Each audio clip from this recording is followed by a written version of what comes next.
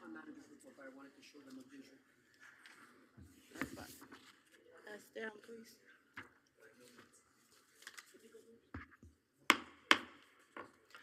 Good evening, everyone. Welcome to the City of Dania Beach regular meeting. It is June 24th, 2025. It is now 7:00 p.m. and I call this meeting to order. City Clerk, would you please call the roll? Yes. Mayor Davis? Here. Vice Mayor Salvino? Here. Commissioner Llewellyn? Maybe she's here. Now, we're having technical difficulties. Not working. Ralph? Commissioner Romoli? I'm here. Commissioner Ryan? Here. City Attorney Boutsas? Here. City Manager Garcia? Here. Mayor, you have a quorum. Thank you, City Clerk. If we could all please bow our heads for a moment of silence.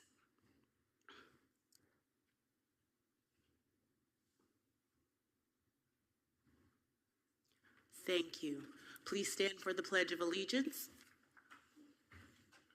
I pledge allegiance to the flag of the United States of America and to the republic for which it stands, one nation, under God, indivisible, with liberty and justice for all. Would you like to read the decorum? Eve, if you could please read our statement of decorum. Yes, Mayor. No individual shall make any slanderous or unduly repetitive remarks or engage in any other form of behavior that disrupts or impedes the orderly conduct of the meeting as determined by the mayor. No individual may speak directly to or address the mayor, city commission, or city staff. Comments are to be only directed at the commission as a whole. No clapping, applauding, heckling, or verbal outbursts in support of or opposition to a speaker or his or her remarks shall be permitted. Thank you. Thank you, City Attorney. Up next, we have our presentations and special event approvals. We are very blessed and graced today to have our very own Mr. Marty Kerr, Broward County Property Appraiser with us today. Yes. And this is sponsored by Commissioner Lori Llewellyn. Well, hello, Madam Mayor. How are you? Fantastic. You know, I really love seeing Mayor Davis. That makes me very excited. And it is so good to see everybody here. I'll tell you, I love Dania Beach. Last year when I came, I had my oldest daughter with me, and we took a little trip to Jackson's afterwards, which was fantastic. So I came, got to speak to you all, and got very full afterwards. But I'll tell you, Dania Beach is such a wonderful city. And there's something actually I do want to mention. And I mentioned this last year as well, but one thing I really love, and I'll tell you why, is that Chief Torella is your chief. Yes. And what's neat for me is I went to Western High School, and I think I told this story last year, but his dad was a school resource officer when I was there. And, you know, like any other, young, stupid boy, you tend to make some dumb mistakes when you're in high school. But Chief Torella really took an interest in so many of us. And I actually believe I probably wouldn't be where I am today if he wasn't so good to me back then. And so for me, one of the neatest things I got to see was 2 years ago when Chief Torella was sworn in as the chief. And I just know his dad is looking down on him with pride. I just think that's fantastic. I wanted to bring that up. I just think he's awesome. And he can bench press like 580, so I would never say anything bad about him anyways. But with that said, the other thing I wanted to say, Madam Mayor, is I wanted to thank you and all of your colleagues for the fantastic job. Hey, AJ, for the fantastic job that you all do. And I love your staff as well. You know, it's the first time that one of my best friends is not your finance director this year, Frank DiPaolo. But I have to tell you, you have such a wonderful staff, you know, led by, of course, Anna. And every single week, your staff works very closely with our office, provides us every single permit that's been pulled so we can make sure we can capture every piece of value and put it on the tax roll. And there's no easy city to work with than Dania Beach. And so thank you very much for your service and for the staff service. With that said, I was hoping to talk about a few things. The first thing I wanted to talk about was basically just what we do.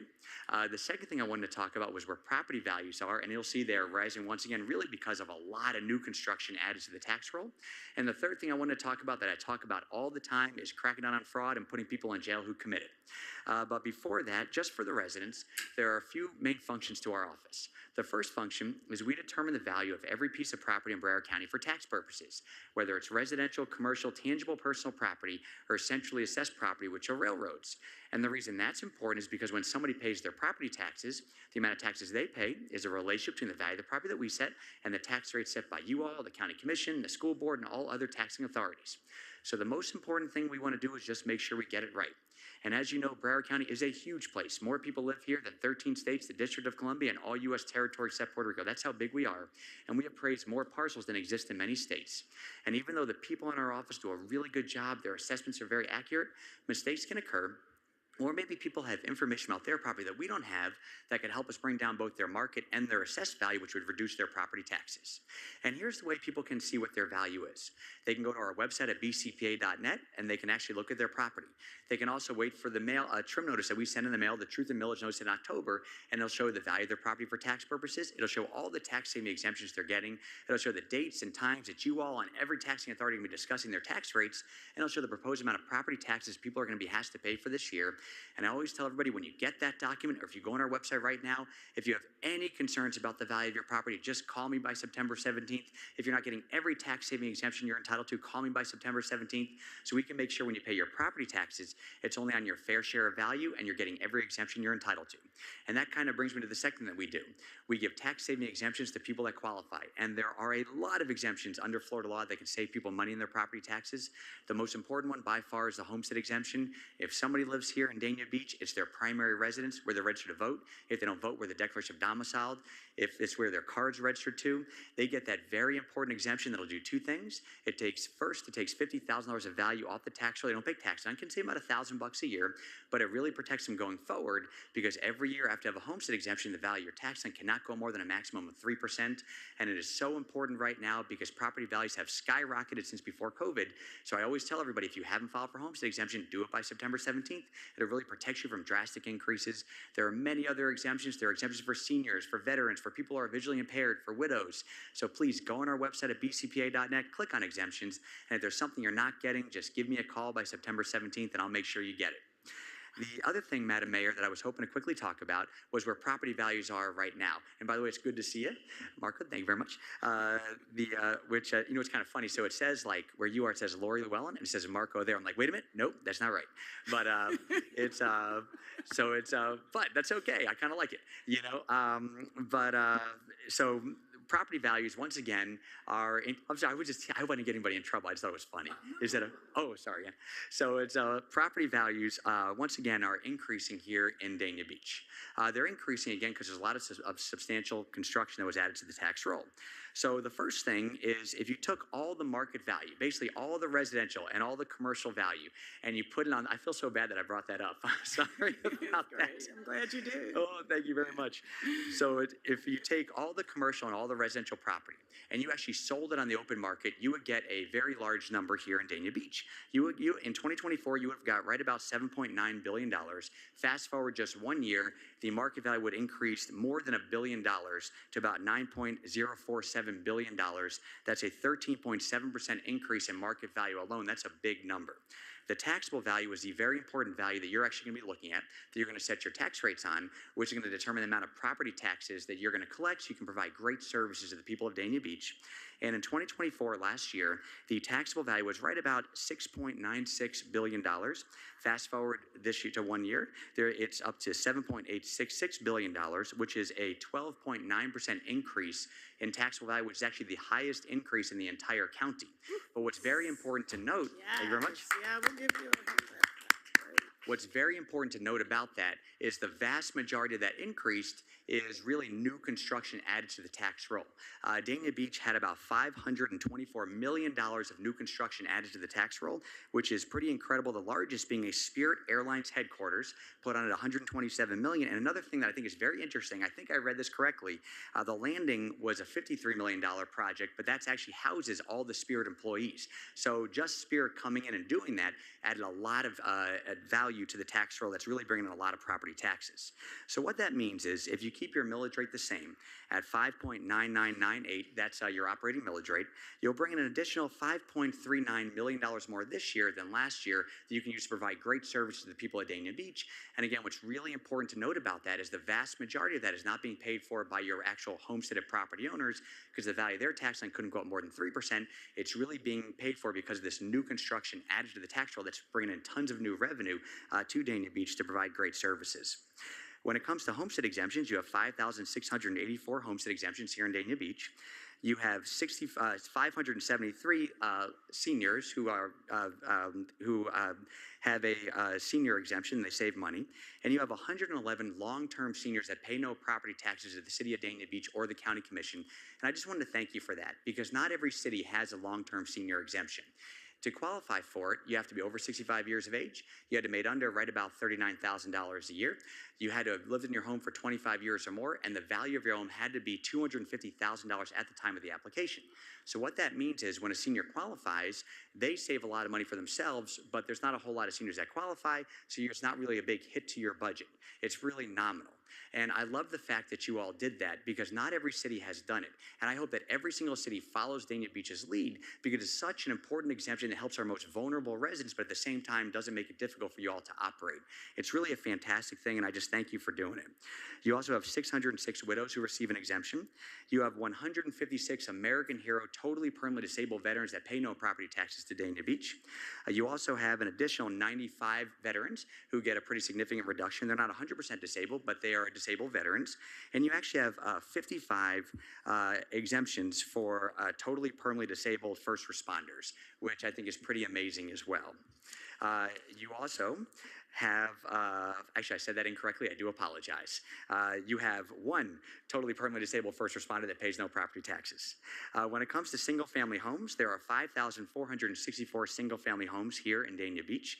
The average sale price for a single family home as of today is right about $615,000. But what's interesting is the average taxable value is about $259,000. That's because the vast majority of people that live in Dania Beach have been here for a very long time. They've been homesteaded for a long time, so they're protected by that Save Our Homes assessment cap.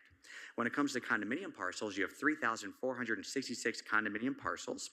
This year, there have been 65 sales of condominium parcels. The average sale price is right about $233,000, but the average taxable value is about $171,000. The last thing, Madam Mayor, I was just hoping to quickly talk about before I answered any questions is something I like to talk about everywhere because I think it's so important for the people of Broward County, and that's really cracking down on terrible people who actually try to steal people's properties, cloud their titles, take out fake mortgages, and do criminal activity against the people that live here. Unfortunately, I always say this, South Florida is the title fraud capital of the world. It's the capital of the world because you have criminals, and that's what they are. And what they do is they walk into the recording division of every county every single day in the state of Florida. They file fake deeds on people's properties, and they take those deeds and they extort people for money, or they mortgage, rent, or sell the property. They do it all the time. And the reason it's so easy for them is the recording division for every county has a ministerial duty. They have to accept whatever documents filed with them. So you have these criminals, they walk in, they file a fake deed, and they do something nefarious with it. So the first thing we wanted to do was give the people of Broward County the opportunity to fight the fraud before the fraud occurs. And so in 2022, we came up with a fantastic program called Owner Alert. You all have been such fantastic partners with us to get the word out. And really, that's just a notification program letting people know if a document changing title, legitimate or not, has been filed on their property. And here's how anybody can sign up. If they go to our website at bcpa.net, they type in their name, their parcel ID number, and their email address. And if we have their email address on file, they're automatically verified. If not, they have to upload their Florida driver's license or Florida ID. If they don't have that, they have to upload a utility bill or something proving ownership.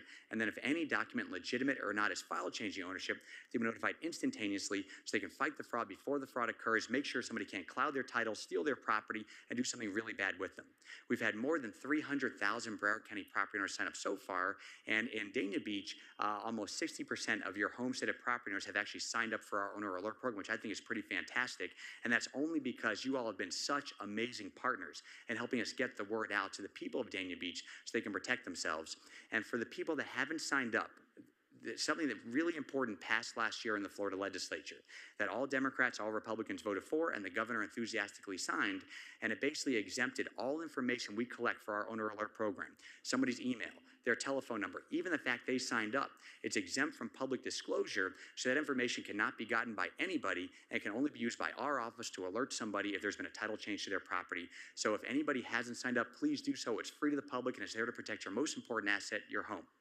And as you know, when I did this, I started getting contacted by residents. And they would say, Marty, I just got an alert from your office that somebody changed the title on my property, but I didn't do it. And then I got more and more and more. And I realized how big of a deal it was. So I came up with an idea of working with law enforcement, building criminal cases, and putting the people in jail who are doing this. So the state of Florida approved my program. I decided to call it my Crimes Against Property team. The county commission agreed to fund it. And then Sheriff Tony became a fantastic partner. I went to Sheriff Tony and I go, Sheriff Tony, I'm really excited. The county commission is funding a new program in my office, my Crimes Against Property team, but I have a big problem. I'm not law enforcement, you are. I can't issue probable cause affidavits, search warrants. I can't arrest people. You can. Can we work together? And can we hold these people accountable? And Sheriff Tony said, absolutely, Marty. And he's assigned now 3 sheriff's detectives to work with our office, to be housed within our office, so we can actually do the job of law enforcement. I then went to see Harold Pryor, who agreed to prosecute the people that we bring to him. And over the past few years that we've been in existence, we've had hundreds and hundreds and hundreds and hundreds of criminal investigations. We've had numerous arrests, numerous convictions, and we've been able to work with the court system to get property back to people in a much more expeditious and cost-efficient manner. We've actually had many cases just here in Dania Beach of people who had their homes stolen. And just to give you an idea of how bad the people are, a few questions have come up to me recently. People ask me, Marty, who does this? What kind of technology do they use? Who are the people they target? And what kind of prison sentences are they getting when they're convicted? Well, with regard to the first one, who doesn't? We found that a whole lot of people do this.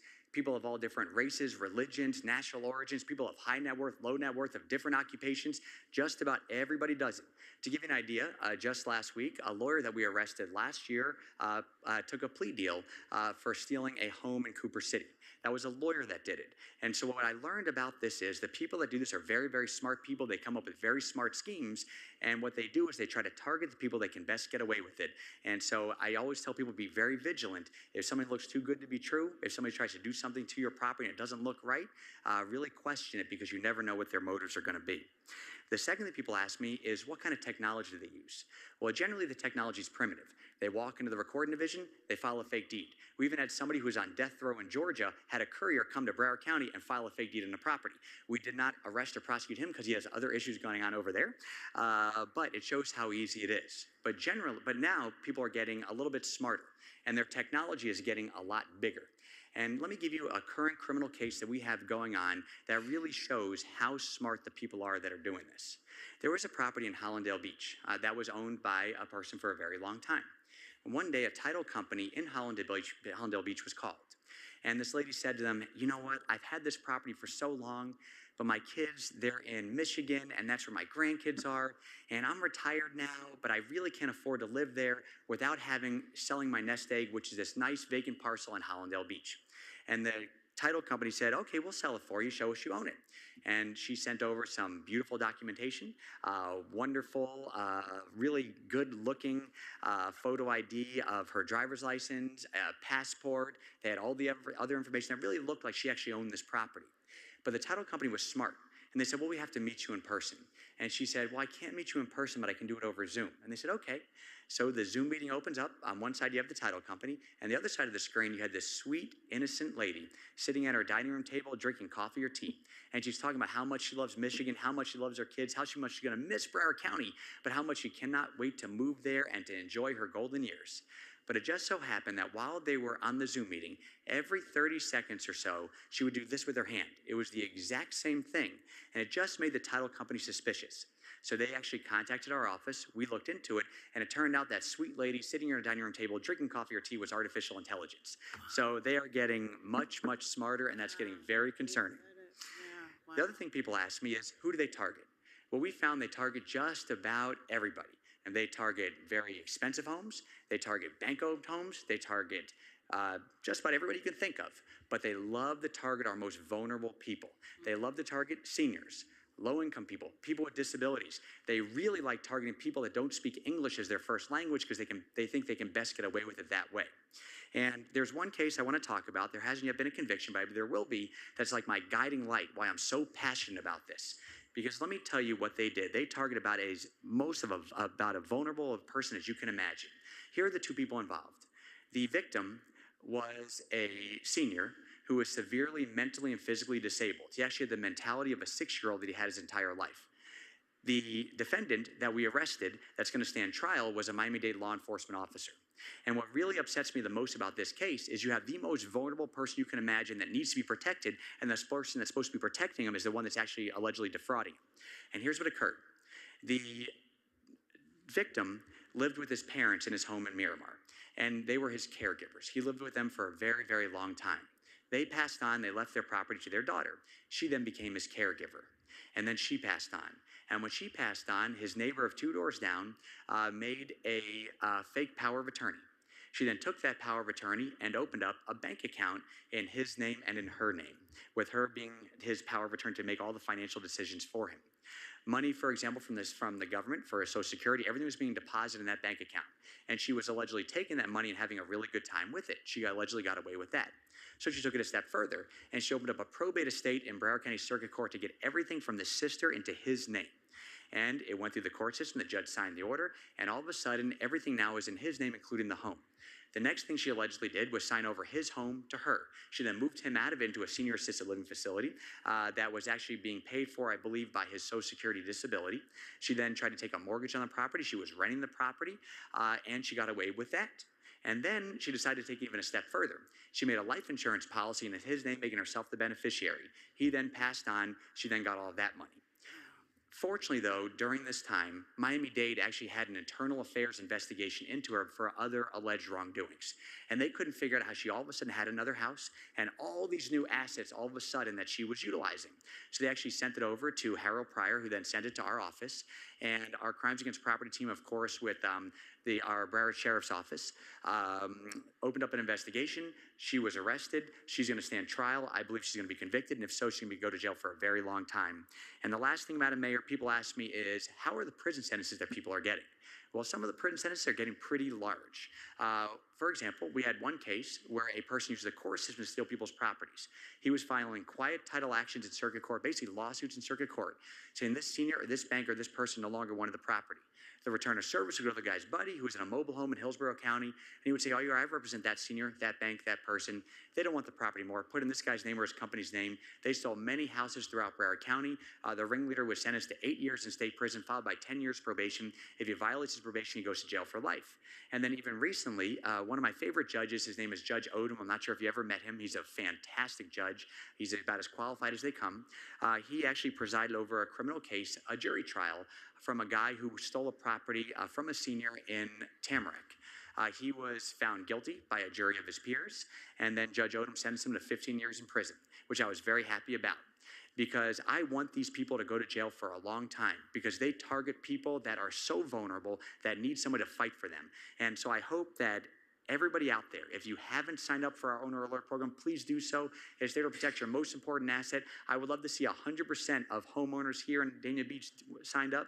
I also like to scream about this stuff everywhere I go, because I want everybody out there to know that's thinking about doing it, don't do it here, because there's a good chance we're going to catch you, and we're going to put you in jail for a long time.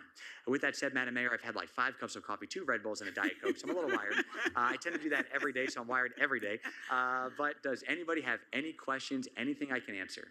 Well, I can almost tell, but I understood every word. Yes. And so that was truly amazing. So thank you for bringing great news, and thank you for all the work that you're doing for the homeowners and to protect our residents. It is an enormous job that you've taken on, and your passion is truly evident, Thank you. To say the least. And so Thank you, I Madam do Mayor. believe we have a comment or a question here from Commissioner Llewellyn. Of course.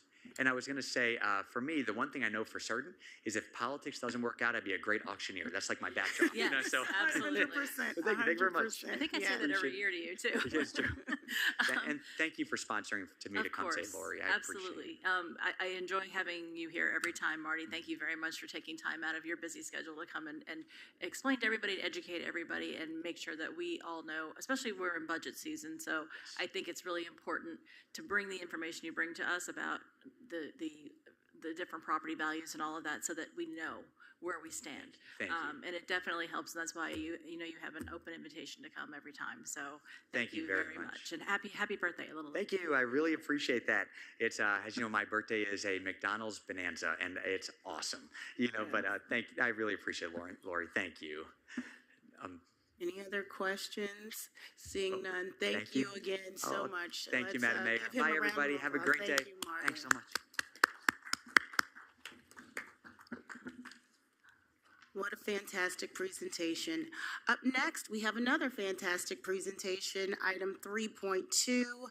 This is a presentation for Principal Dr. Tracy D. Jackson of Collins Elementary School. And this is sponsored by Commissioner Louis Ramoli. Dr. Jackson, Commissioner Ramoli. Thank you, Mayor. First of all, you will not meet anyone in Broward County that talks as fast as him or can talk without breathing for 10 minutes.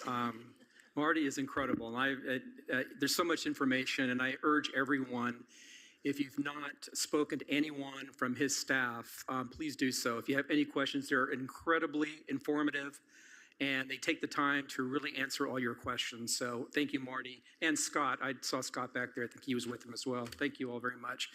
Well, this is a very sad evening, but also a happy one. Dr. Tracy Jackson, principal of Collins Elementary, is leaving our city. You have been an icon in our city for the past 13 years. And you have made such an impact, it's not even, I can't even put into words how much of an impact you have made on everyone, especially your students in our city. After 13 years, you're now going to be assigned at Pines Lake Elementary, I believe. The last school year, Collins Elementary became a B-rated school, a tremendous accomplishment reflecting the leadership and compliments of the Principal Jackson to increase the student achievement. Dr. Jackson the Dania Beach will be greatly missed here in our city. And me personally, because we've had a relationship even before I was on the commission, my company, Stage Right Events, we actually did a reading room together many years ago with Broward Sheriffs, and that was really a tremendous honor to work with you with that. And again, you will be very sorely missed. And does anybody on the dais wish to say anything on please feel free. I think you said it all. You absolutely said it all. But I just because we have enjoyed such a great partnership over the years, you have supported everything that the city of Dania Beach has done, whether it's a beach cleanup, whether it is teaching your kids how to tie ties and etiquette with at Tropical Acres. You have provided them with real world experience, not just having achieved that B and gotten them to such a high academic level, but what you pour into them every single day as their principal is just unmatched. And your shoes are huge to fill, and we are going to greatly, greatly miss everything about you and your leadership. I think a lot of people think leadership needs to be loud in order to be effective, but you have such a quiet, strong leadership that really comes with results and ripples throughout the community for years and years and years. So thank you for all that you have done as an educator and really being a family to that Collins Elementary School. And I know that we are all going to greatly, greatly miss you.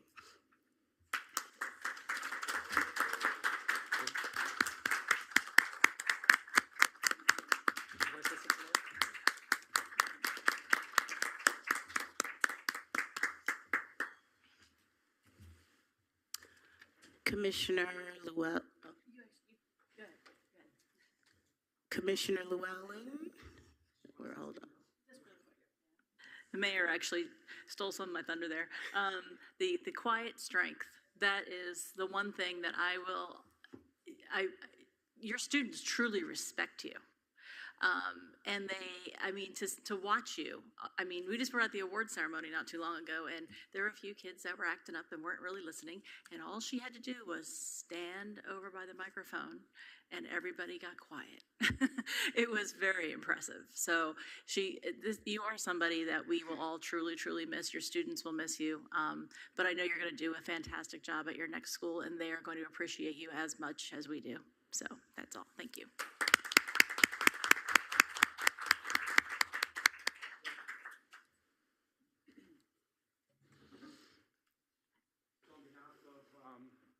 Dania Beach City Commission, our mayor, our vice mayor, and our entire residents of the beautiful city of Dania Beach. I want to present this to you so that you will remember us. I know you won't forget us, because your heart is really here, even though you're going somewhere else. And we will tremendously miss you. And thank you for everything that you've done. So we want to get a picture with you, if that's okay. And can we get your staff as well? Oh, please, absolutely.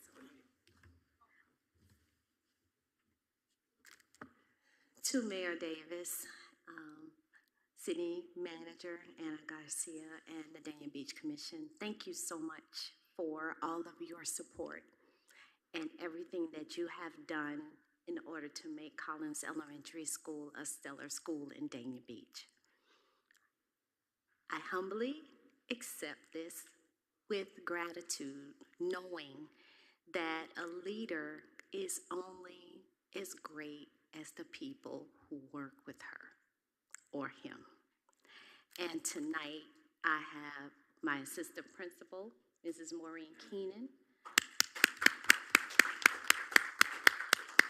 my office manager, Stephanie Jordan, and teachers from the staff, Janika Cole, Jasmine Lewis, Beverly Wimberly, Abby Miller, and Jean Stanway, and I have one of my daughters here with me tonight, Sydney Jack. You can't do it alone. No. And as a leader, you have to humbly accept that. And I do. And I just want to say thank you to all of them for everything that you do. We've all been trying to hold back tears since we've heard of the change. But sometimes change is good. And I just pray that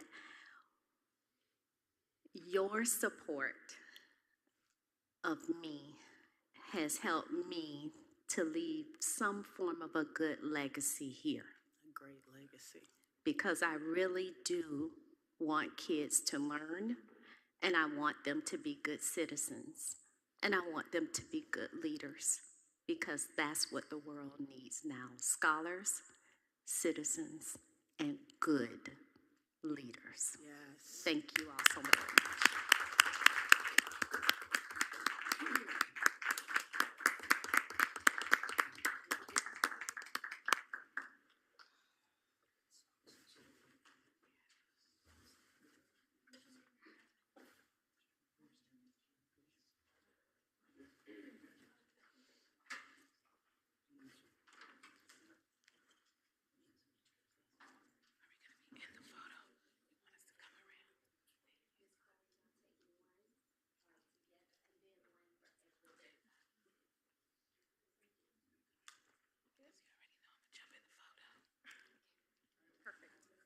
Sorry, ladies, I have to go first. Okay. Big smiles, everyone. I'm gonna take a couple. And I could count for this one. 1, 2, 3. Okay. Do you guys want to join her? Sure. 1, 2, 3. Thank you. Let's take one on here as well. Thank you. Okay.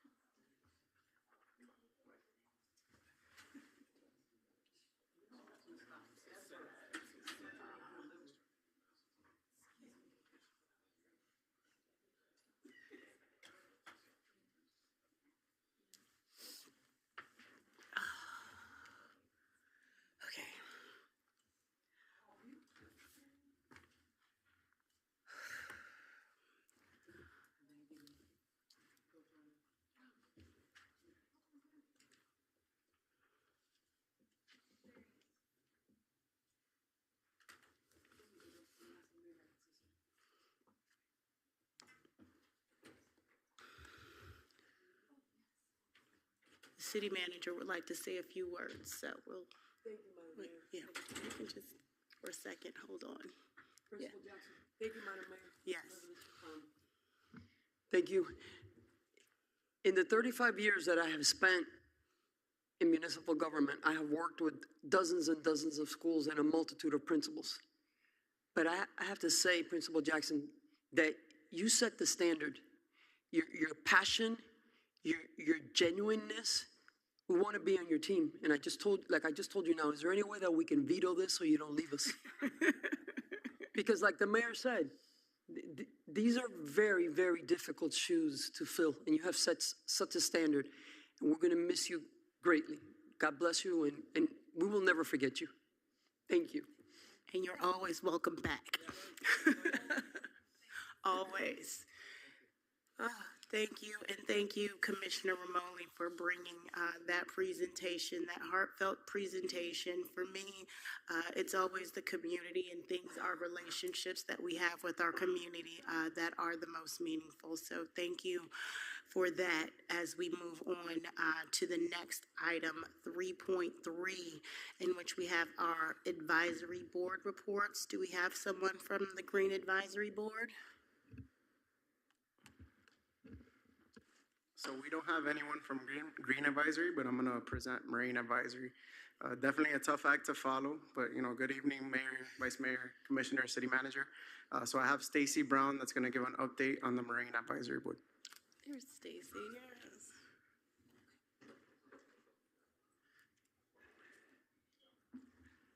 Hello. Wonderful to see everyone tonight. Stacy. Super happy to be here and finally being able to present many, I think, years now of conversations that we've had. So thank you. Mayor Joyce appointed me to the Marine Advisory Board, and happy to be there. Oh, is it 4 years now? The whole time you've... Yeah, the whole time I've been here, so your 5th year. Very good. All right, go ahead. So we have a couple of recommendations. We've had many conversations regarding Marine Patrol officers, adding some of those to better respond to different events that are happening, especially with the Cutoff Canal and all along our waterways. Another item is adding Dania Beach as a location for the International Coastal Cleanup in September of 2026, and potentially thereafter. And then also consider adding the Dania Beach Marine Flea Market back as a recurring annual event. So a couple of points on that. I've been told, I haven't checked this, but we're the 3rd largest waterway within Broward. Others have a dedicated force, and we do not. Our population, as you know, is increasing, more boat traffic, waterway emergencies, and potentially illegal activities as a result. We have no current dedicated coverage west of the Intercoastal, and we definitely hear many reports about speeding boats, reckless illegal activities, potentially going on unpatrolled, and then all of that then leads to slow or no response times in some events. If it is a waterway emergency happening there, that potentially there could be no police or patrol available. So the patrol could, of course, help with reducing those legal activities and making sure that there is a response to them. So theft, drug and human trafficking, reckless boating activities, excessive speed, wake zone violations. And then they also could help with code enforcement and environmental violations. So response to those is probably lowly patrolled or not patrolled at all is within those waterways. And then, of course, an increased medical and waterway emergency response time. As has been recommended to us by the Broward BSO, that the cost for Dania Beach for that would be a salary for 1 or 2 officers. 2, of course, would be our recommendation. And Broward BSO has told us that they already have a boat available for use. So from what we have been told, salary would be the only cost to Dania Beach as a result of that. Just another slide regarding the September 2026 International Coastal Cleanup. As we all, I think, know, we do a great job, I think, of trying to clean up Dania Beach. However, we could have additional numbers there to help patrol the actual canals and the Whiskey Creek. And then there's a fine grant that could help with covering any costs. I don't think the cost would be very substantial. There are many organizations that do already do part of the cleanup and give supplies, so I think it'd be a very low cost and high impact event. And then 3rd, the Dana Beach Marine Flea Market being added as a recurring annual event. As many people probably recall, the Marine Flea Market was very well received back in the day. So a discussion with the casino possibly of hosting. Many of the Marine Advisory Board members would be able to add event experience as they have. And many people mentioned to us how much they would love to see that event return. A couple of other items real quick, just to bring to the Commission's attention. Along the beach, there is definitely a recommendation to consider adding a seawall or other structure to keep the beach sand out of the parking lot during the king tides and the hurricane impact events. I know it's a lot of work constantly removing that sand, and then also that sand potentially is ending up in the other side of the beach, so that's probably not great for the boats. I highly recommend dune plant restoration needed to preserve our dunes and beautify the beach. Natives are necessary for that, and in the past, I think we've had recommendations as to ways we can consider that in the future, but natives, not non-native species. And just a note that continued beach renourishment does lead to the covering of our coral reefs in sand with each hurricane, and I'm a marine scientist, so low coral reef profile, as those have been covered, means we have less storm wave reduction as a natural line of defense from hurricanes, and also amplifies beach erosion. And that's it. Wow. Well, thank you, Stacy. I think this is why we have our advisory boards, because we don't know necessarily all the great things that you do on these boards, and you bring a lot of subject matter expertise, and you have a lot of amazing projects or suggestions and recommendations for this commission. So if I could just say, if I had your top 3, what would they be? Your top 3? The top 3 in the front, I think, is what the board's recommendations are. Okay. From a marine science perspective, of course, like a lot of the beach events are things I think beach renourishment and especially dune restoration would be one of my top. All right. Thank you so much for your presentation. Appreciate it. Really appreciate you. All right. Up next, we have item 3.4 for the resident-only cemetery burials from Public Services. We have Sean. Good evening, Mayor, Vice Mayor, Commissioners, City Manager, and City Attorney. Thank you very much for the opportunity to present today. I'm Sean Shutton, Deputy Director of Public Services, and this presentation is to outline the current status of the city's 2 municipal cemeteries, Dania Memorial Park and West Lawn Cemetery, along with the trends in burial services, the capacity concerns that we have within the cemeteries, and the proposed policy changes to preserve the burial space for the exclusive use of Dania Beach residents. Go. All right, just to start with an outline of the cemeteries that we currently the 2 municipal cemeteries we oversee.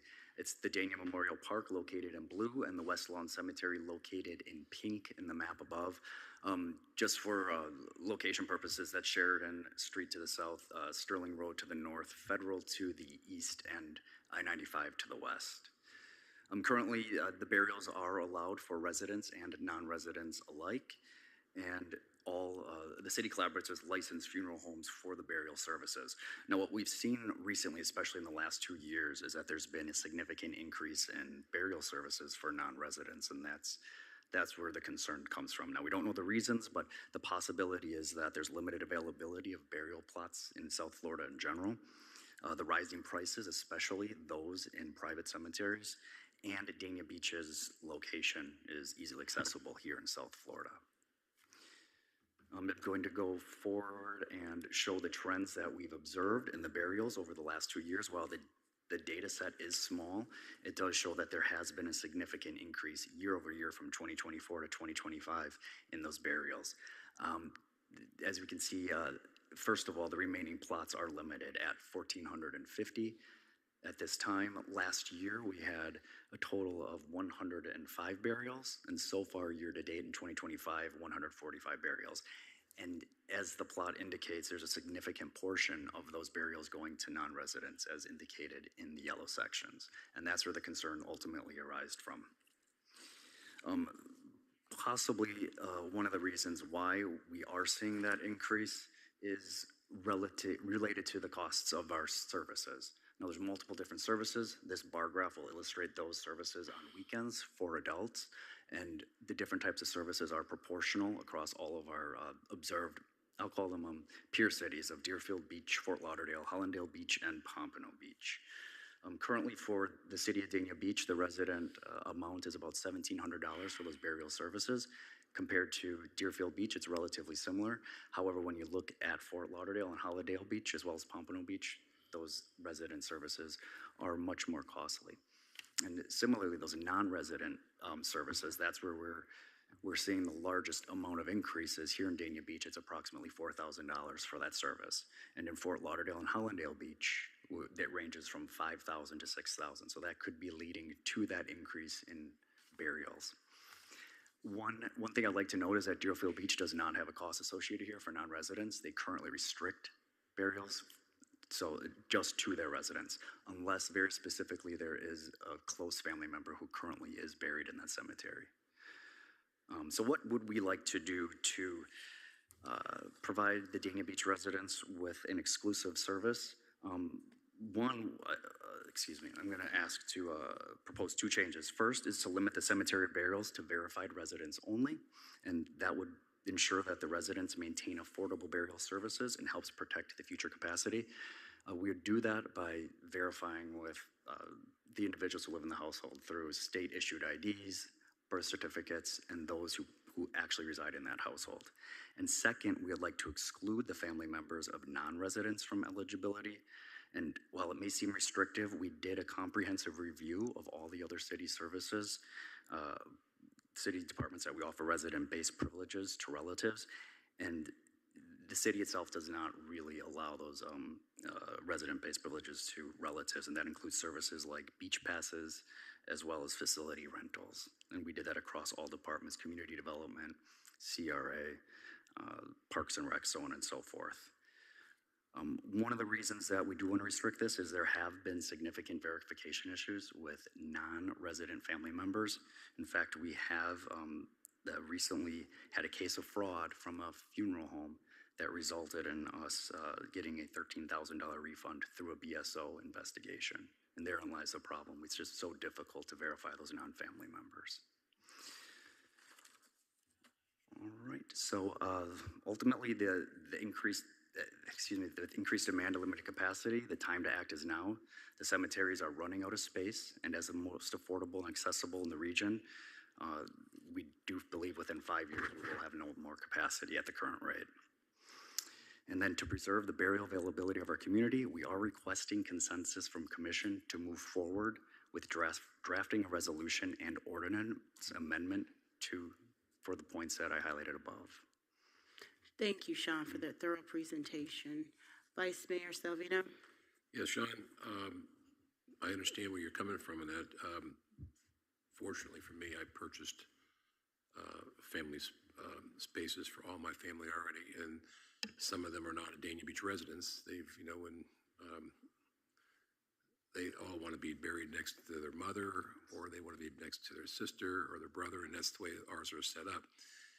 I highly understand what you're saying about the spaces running out, and it's a tough call because if a person is married somewhere and they lose their spouse, they live in Pompano, and there's their spouse was buried up north, but he died, and all of a sudden they didn't have a spot. Now that person's gonna be buried in an unknown spot, and that's I know it's an after death fact, but I have a hard time with that. I don't know if there's any ideas that anybody could come up with, because it could go right down the line. I mean, if you go to the children, for the parents of the children, to their children, it could take up a lot of space. I don't know how to answer that question. I just fortunately, for myself, I'm happy that I've purchased the spots for my whole family already, and so I'm not exempt from this since I've already bought and paid for them. Is that correct? Okay. You're not exempt. Yeah, correct. You're fine. But I'm just, I don't know how to answer that question, but I do know that you're on the right track because I've seen the non-residents purchases were like 7 to 1. So it's, it's up. I think. Is there any? Just a question to your department. Has there been any other type of research that happens, or is it pretty much cut and dry what the other cities do? That it's just the family, the person and their spouse that reside in the city they live in. have you done any other research on, are they allowing a brother or sister or anything like that? The only city that we saw that had those type of familial burials is Deerfield Beach. Let me see if that's correct.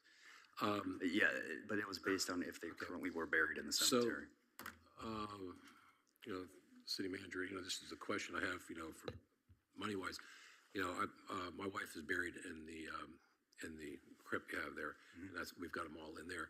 It seems like if we're running out of land, why can't we increase our burial fees a little bit and build more up and offer 10 times the spaces that are left there, and maybe reconsider how that works? Is that an option? And thank you, Sean, again, through the mayor, for the great presentation. And even I were just discussing the possibility of some amendments, and that's why we're bringing it to your attention, because of transparency, and because we do track these things. We could do a couple of things. We can put out a notice. We can even do a piece on the Pioneer, and give like a grace period to be able to purchase these things like you have done, like my late father did, and perhaps then move forward after 60, 90 days, whatever you think is feasible. But at some point, our concern is, and Sean, what the vice mayor is saying, can we redesign and build up? I mean, any outside the box ideas? I think that is an outside the box idea, something we didn't consider internally. So we'll go back and look at that. Yeah. That would be, my answer to you at this time is to move forward with the thought process. I would like you to come back again with the approval of the board to let us know how much space you have that you could increase some look that you have there, and take maybe a large portion, come back, how many extra spots it would increase, and then, because if we can go and 10 times the number with going up like that, I think they're 5 or 6 high in spaces like that, and they're all the way around, and they're nice, they're clean looking, and especially I know that they've been washing them, because I go by there and they've been washing the walls. So I just think that I would like to have us presented to us what the cost would be, see if it would be feasible with the possibility of increasing, because I know I paid more for that than I did to go on the ground. They are more so costly. I mean, I think people would pay for that to be in the Dania Beach cemeteries, and that's in both cemeteries. I mean, you could increase that probably by 3, 4, 5,000 spots, and the increase in the charge on that would pay for those, and we may not have to exclude.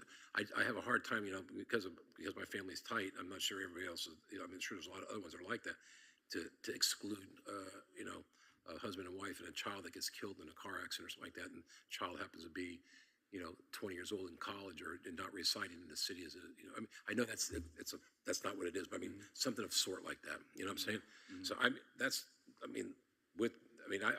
bringing it up so you guys can discuss it if you'd like to. Thank you, Vice Mayor. I think City Attorney wants to say something, and then Commissioner Ryan. Thank you, Mayor. Just one comment. A lot of this can also be regulated now. In other words, if the family would like to buy the plots while they're residents here, they can use them at a much later date. But that means that the child, the nephew, the cousin, whatever, can all have their designated spot, and it can be reserved. It's the opposite wouldn't be able to happen, though. If you already moved out to Palm Beach or something and then try and come back, you couldn't be able to do that. Yeah, I understand that. That's pretty much what he's saying already, though. That's no different than what he just said. Yeah. But going back to what I said earlier, we could, I mean, at the end of the day, we follow your lead, but we could give a grace period now to be able to have those purchases. Okay, you're deferring from my. I understand, Mayor, Manager. You're deferring from my question, which is, can we get into a possibility of looking at a price and how much it costs, and have a comparison for us to do that? Absolutely, Okay, we could do both tracks, and Sean, I believe that this is the consensus. But would that be up to the consensus? Well, I want to hear from Commissioner Ryan first, and then we can talk about the consensus. Commissioner Ryan. Still blinking. go. Thank you, Mayor. First of all, thank you, Sean, and the staff for bringing this to our attention. This is something that, I don't think any of us would have noticed, right? Unless you guys really did the research. So thank you. That it's very, very thorough research. And from what I'm seeing is, just by the numbers that you say, we only have like 5-6 years left, and they're being bought up really quickly. So this is a very pressing issue. So I would suggest that I would definitely approve for you guys to draft a resolution immediately for our next meeting.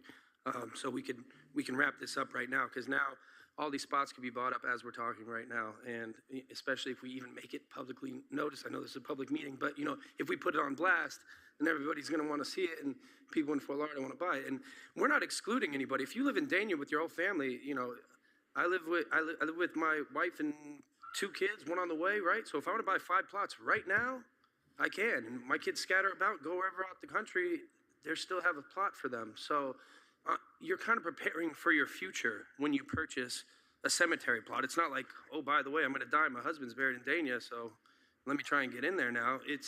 This is a planned thing that couples do together, that families do together.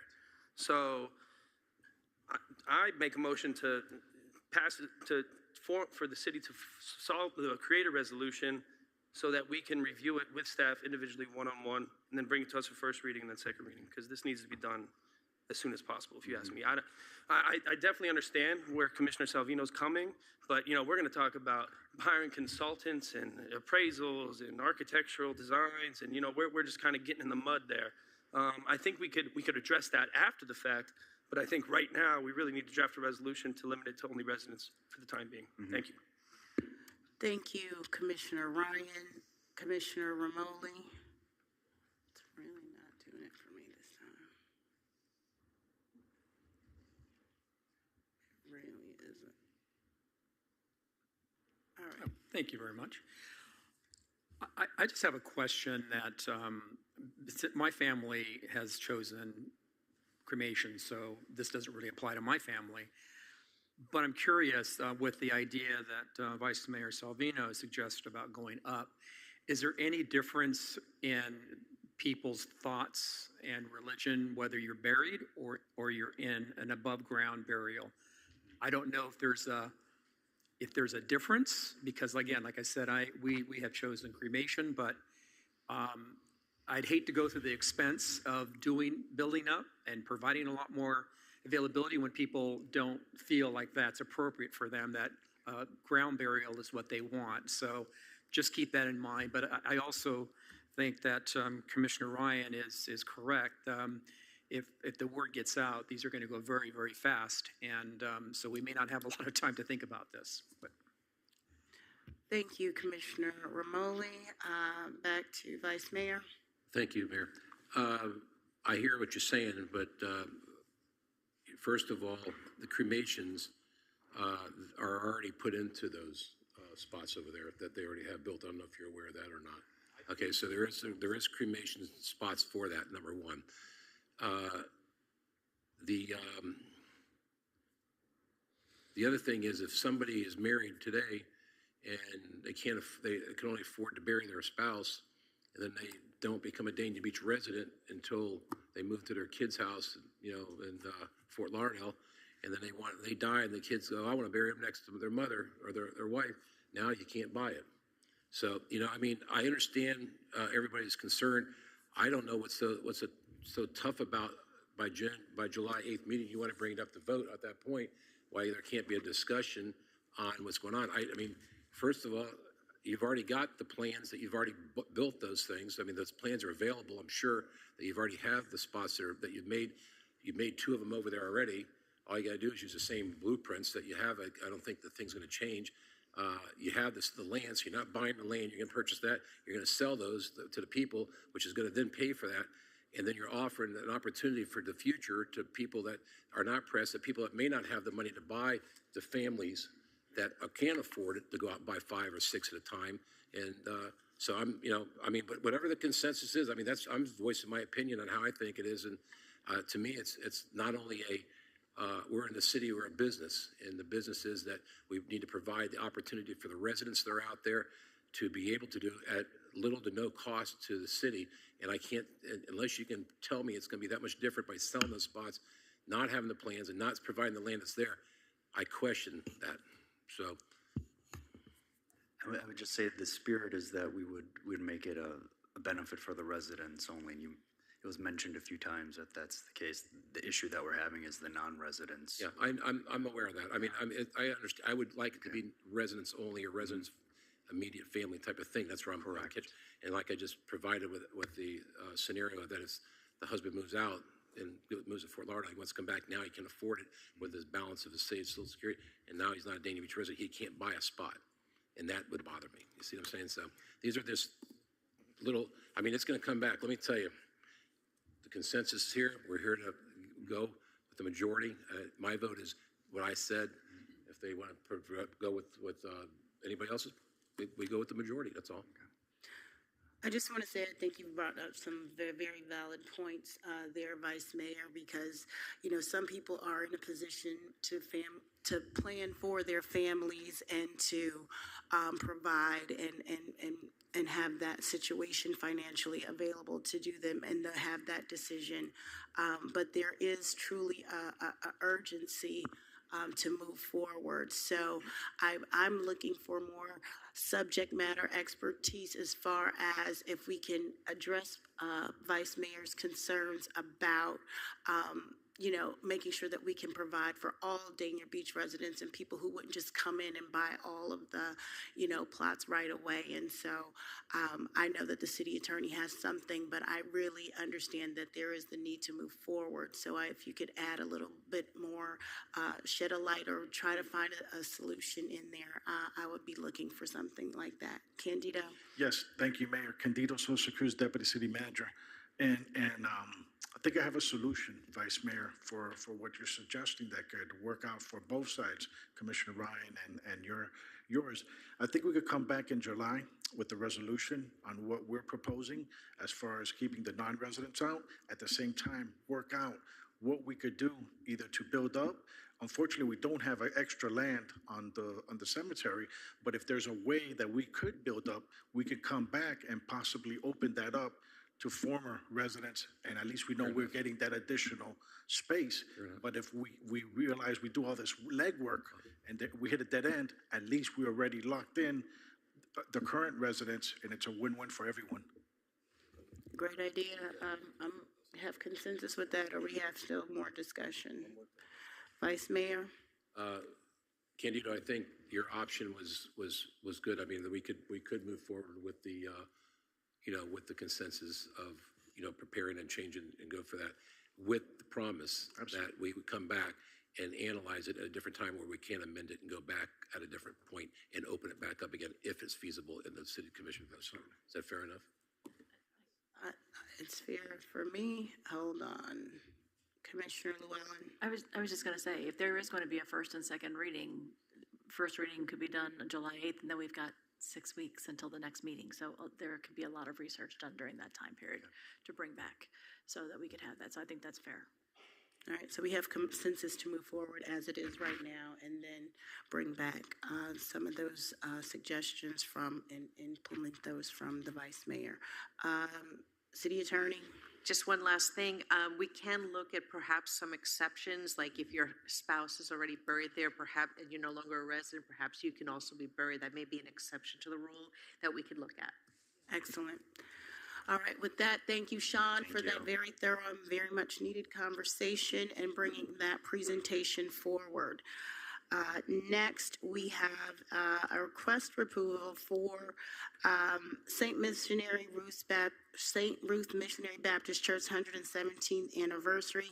This is sponsored by me, but this was just requested by Pastor Manuel to me, and I know that you, Commissioner Llewellyn, always is the one who does that. I think it's just because he's a new pastor and he doesn't know. So I'm happy to have you continue in that tradition with St. Ruth. It's going to be on August the 3rd. The third Sunday in August. The third Sunday in August.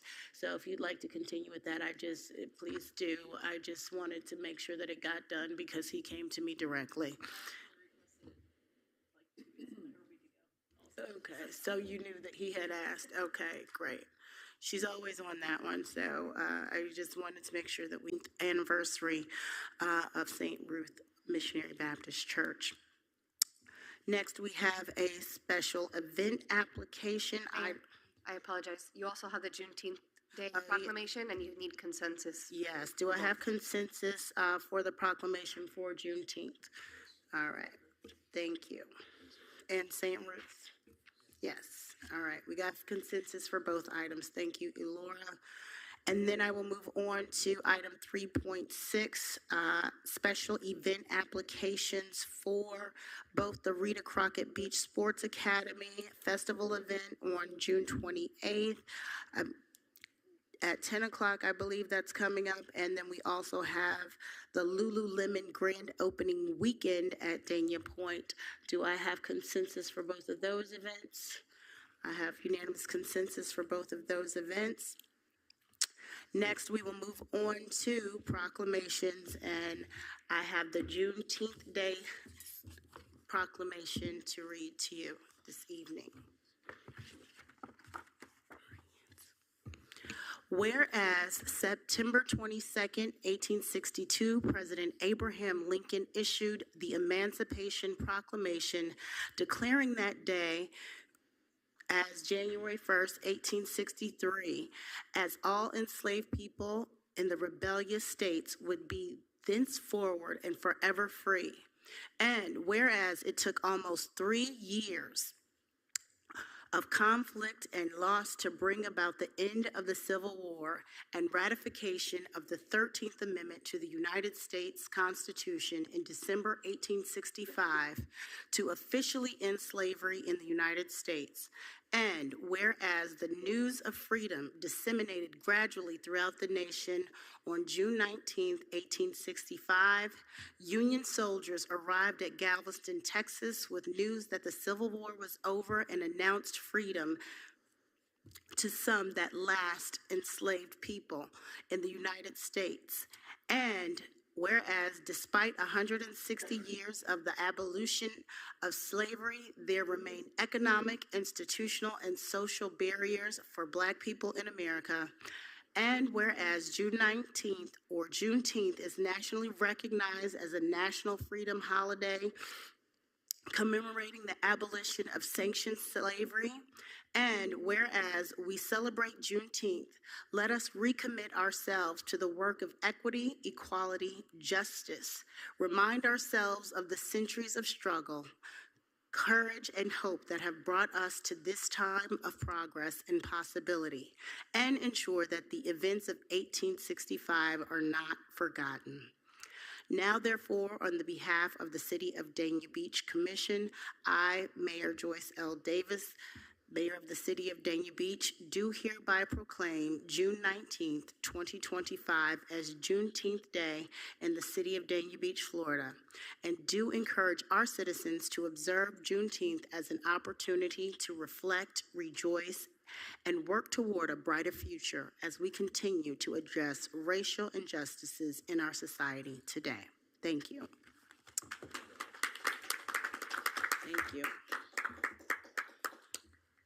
All right, thank you, everyone. And so now we will move on to our administrative reports. City Manager, Madam City Manager. Yes, Madam Mayor, thank you so much. Vice Mayor, Commissioners, residents of the great city of Dania Beach, city team. This legislative session in Tallahassee was extremely challenging. I would have to go back to 2008, 2009, when I experienced a similar type of challenge. Our efforts, reputation, city match, and shovel-ready projects, and our relationship with House Speaker Perez, Senator Pizzo, and House Representative Cassell yielded another solid year in state funding in excess of $1 million. Thank you to Mayor Davis and Commissioner Remoling for our joint advocacy in Tallahassee, and to the rest of our City Commission, Vice Mayor Salvino, Commissioner Llewellyn, and Commissioner Ryan for continuing advocacy for our city as well. This afternoon, I had a conference call with Rana from the book team. I also want to extend my heartfelt gratitude to the book team, Rana, Kelly Millett, and Ron Book, to Candido Sosa Cruz, Fernando Rodriguez, Sean, and our public services team. and your support, because it's relationship, shovel-ready projects, and ensuring that we get things done. And that's what we've been doing for the past 6 years.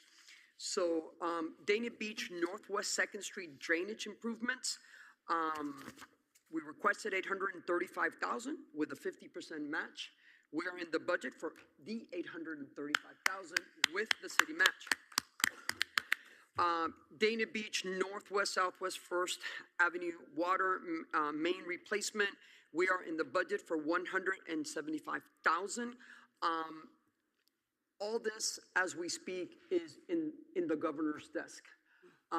From my conversation with Rana and the book team, they're still looking to cut an additional $500 million from the budget. So it's not a done deal. So we continue our advocacy, speaking with the book team, but everything that we've been able to do has positioned us. Many cities didn't even make it this far. So as soon as I know about any of these vetoes, I will inform you. But this is where we're at in regards to that. We're in the final stage of moving forward with the service sign monument. I have given you a copy. We've amended it. Great conversations and meeting with our community development team to ensure that any design that we bring forward is consistent and compatible with City Hall, the library that's going to be adjacent. So we look forward to really do the unveiling. This was an initiative by Commissioner Ryan, so we're very, very excited to bring this forward, and this is coming forward. We look forward to an unveiling sometime this September. Our proactive efforts continue to be a priority for us, and our goal is to always lead the way, enhancing our plans and pivoting as necessary. Kudos and much gratitude to Chief Pelissar, Deputy City Manager Sosa Cruz, and our department directors. Together, they worked on and submitted to me a draft comprehensive emergency management plan for 2025. As of June 1st, as you know, is the first day of hurricane season. We are ready with our document. We're making some adjustments, and we will be presenting this to you, and you will have it. Due to the sensitive nature of the document, we will submit to you for your perusal versus including in this as a backup report. On Monday, June 16, Deputy City Manager Sosa Cruz and I met with senior executives from RMA to ensure that we are on the same page and that your presentation to you at the CRA board meeting will come forward in July. And it is aligned with ensuring that your priorities are not just met, but that we exceed them. Our goal is to go from good to great, as status quo has never been who we want to be.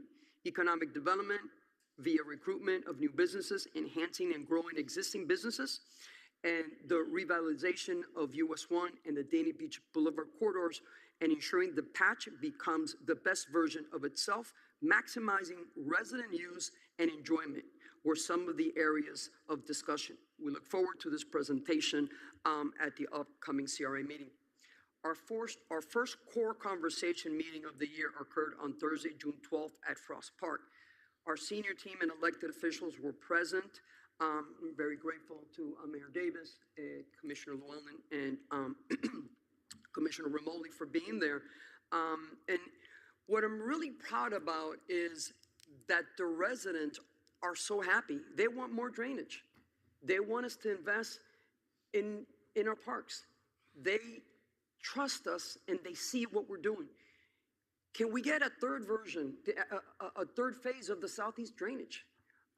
So it's a good predicament to be in, but that's why it's extremely important that we invest our money wisely, because our residents want us to invest in infrastructure in our adopted 2019 Parks Master Plan. So we're very, very excited about that. Speaking with Commissioner Llewellyn, we all know that for the August meeting, you will all be in Orlando. So we will have Maxine reach out to you because we wish to amend the date for the August core presentation so you can all be available. So we'll be sending you some dates on that. On Tuesday, June 17th, CFO Guzman and I met, and I am pleased to announce that we have a proposed balanced budget for you and we are very excited to present that to you July the 8th.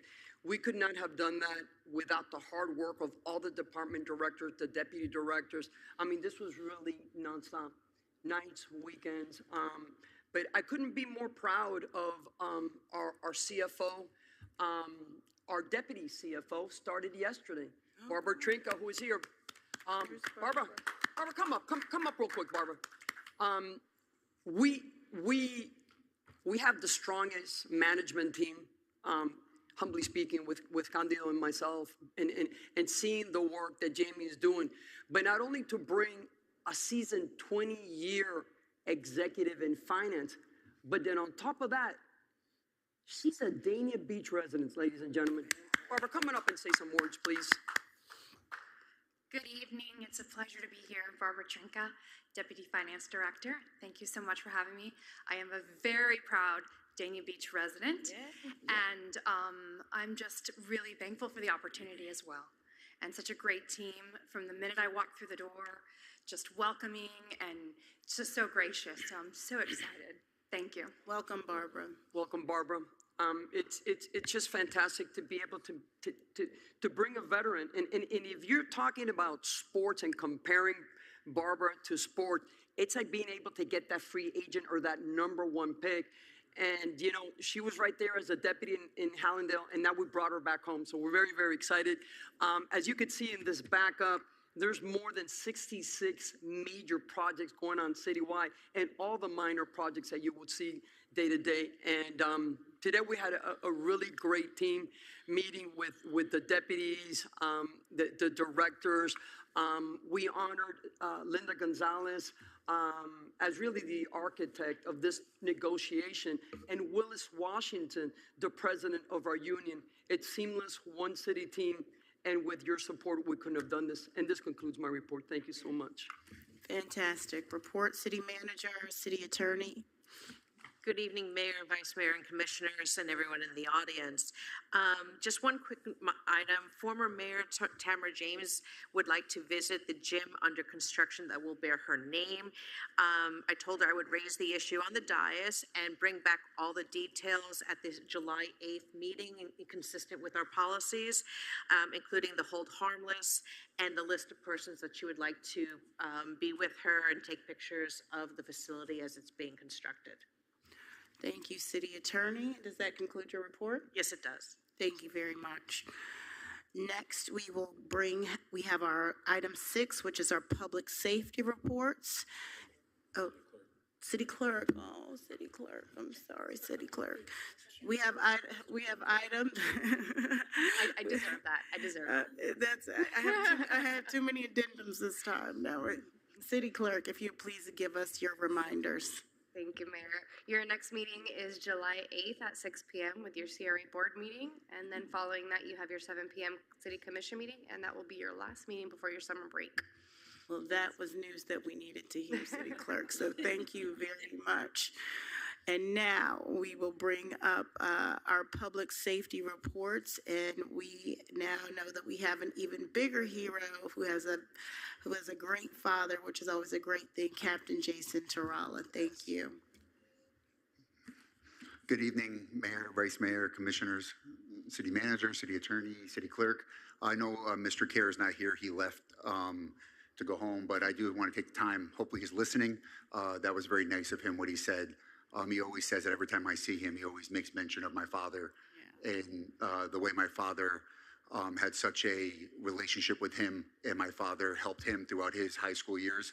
And he's always such a breath of fresh air with his personality and the way he carries the room. And he always makes sure to give me a hug and tells me how appreciative he was for my father. So it's just great for me to always hear that. It brings back amazing memories for me and my father and what my father did for me and so many other people. So I just want to tell him thank you very much. Thank you, Chief. Yes. So I'll start. Last week on Sunday, our deputies made a traffic stop at 113 North Federal Highway. They ended up getting this gentleman out of the vehicle once they checked his license, and it showed that he had 3 county warrants out for his arrest for petty theft and resisting without violence. Once they got him out of the vehicle, they began to search him. He immediately began to flee on foot. We began a foot chase of this individual, and after a short foot chase, we were able to safely get him into custody. after we got him into custody, a continued check of his background, and ended up showing that this individual was a transnational, a member of a transnational criminal organization who was wanted by the FBI and was a member of, he was wanted on the FBI watch list as well as the U.S. Customs and Border Patrol watch list.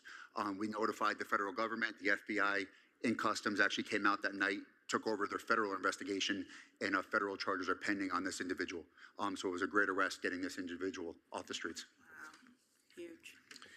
Also this week on a traffic stop, Deputy Rika conducted a traffic stop on proactive enforcement. He observed a vehicle leaving one of our known drug areas. Upon making the stop, he immediately smelt marijuana. He got this individual out of the vehicle. In a search incident to arrest on this vehicle, he found 20 grams of cannabis. He found a fully loaded Luger LCP firearm with 5 rounds, one in the chamber with .380 ammunition, and also as well as an 8-inch knife. A background check of this individual showed that he was a convicted felon, and obviously he's not allowed to have in his possession any weapons or this firearm. This individual was taken into custody, and he was charged with possession of the cannabis, possession of the drug paraphernalia, carrying concealed weapon, in possession of a firearm by a convicted felon. And last but not least, we also had an aggravated assault that happened a couple days ago that turned into a shooting. This individual ended up getting into a verbal altercation with some individuals out west.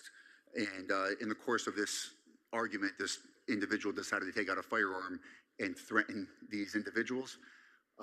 When the subject decided to get to his vehicle and flee the scene, he actually accidentally shot himself in the stomach. So he didn't get very far. We were able to respond. We performed life-saving measures. Fire rescue came, took him to the hospital. He's okay. And he was the one that was actually charged, and he was charged with multiple counts of aggravated assault with a firearm. And hopefully he learned his lesson about carrying the firearm. Should hope so. No, you couldn't make that one up. Also, this last week over at Dania Point, we had our first real busy week with juveniles over at Dania Point. We did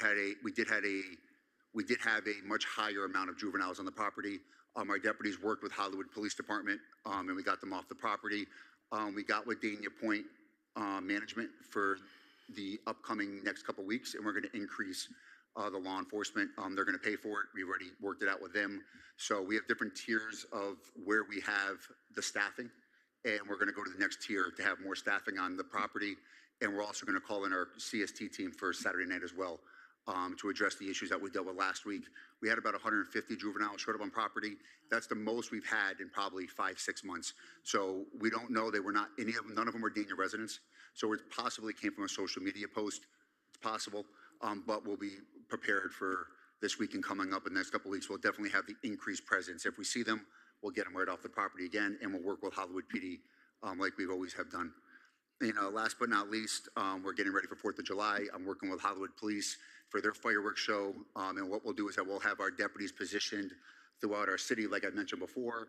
When Hollywood fireworks are done, they push the most of the traffic, they push it towards either Sterling or East Beach. Our deputies will be positioned at those locations on Federal Highway, East Beach, A1A, and also Sterling at the same locations in Griffin and Federal Highway. So we'll be able to push all the traffic out of here and get it towards I-95. Usually we're very, very quick. It only takes us about 30 minutes to push everything throughout our city. So it's very minimal, causes any problems for our residents in Dania. So we'll be out there again.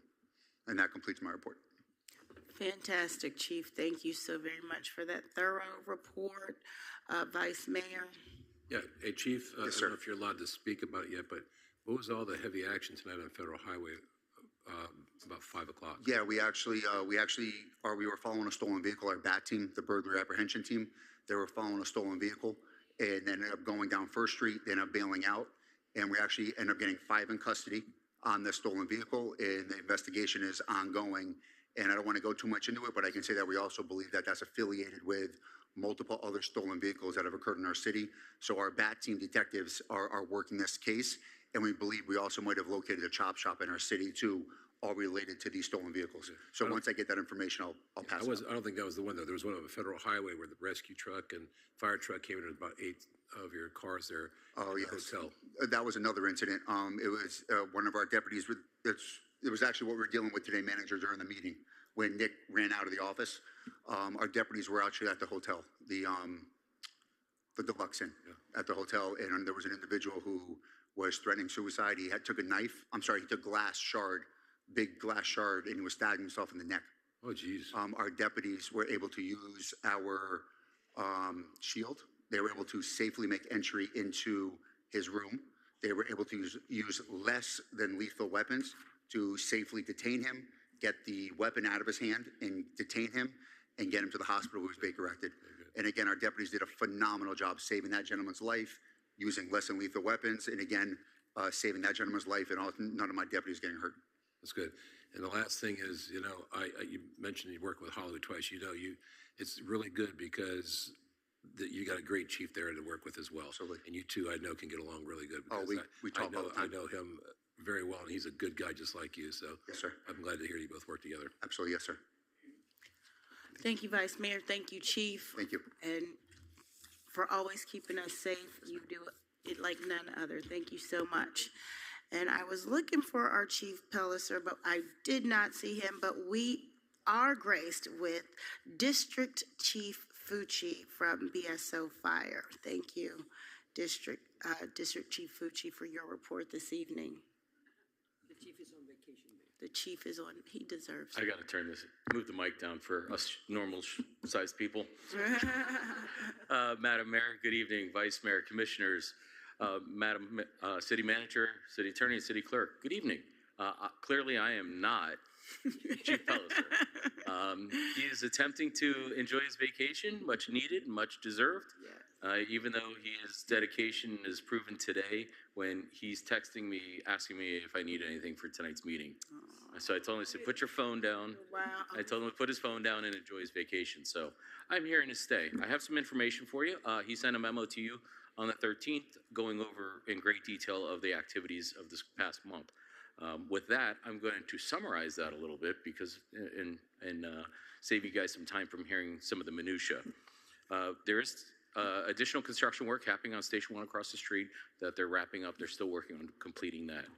Some of the other things that are important, your quint that is being refurbished currently, the one that's assigned across the street, is slated to be delivered in December of this year, with placing it back in service in January of 2026. So we're getting close to getting that truck back in service, which will help the residents very much so. Point of privilege, if I may. Absolutely. Again, just going back real quick, Marty's the nicest guy ever. I'm like, Isn't he really is. I've known him for like 20 years. And that guy, I don't have his energy. I just don't know how he does it, but that's him, 24 hours a day, 7 days a week. And just a fantastic public servant. Getting to some of the important stuff. The Commission on Ambulance Accreditation, we just had that last month. It's a very, very, very in-depth process of accreditation for ambulance services. So much in depth that there's only 26 agencies in the entire state of Florida that hold this accreditation. We passed with flying colors. The commission, thank you. The commission has put us in to get reaccredited for 3 years. That is the most that they reaccredit you for. And just also for a little point of notice, out of the 40,000 fire departments in the United States, there's only 411 that hold a Class 1 rating. Wow. We are also one of them. Yes, great.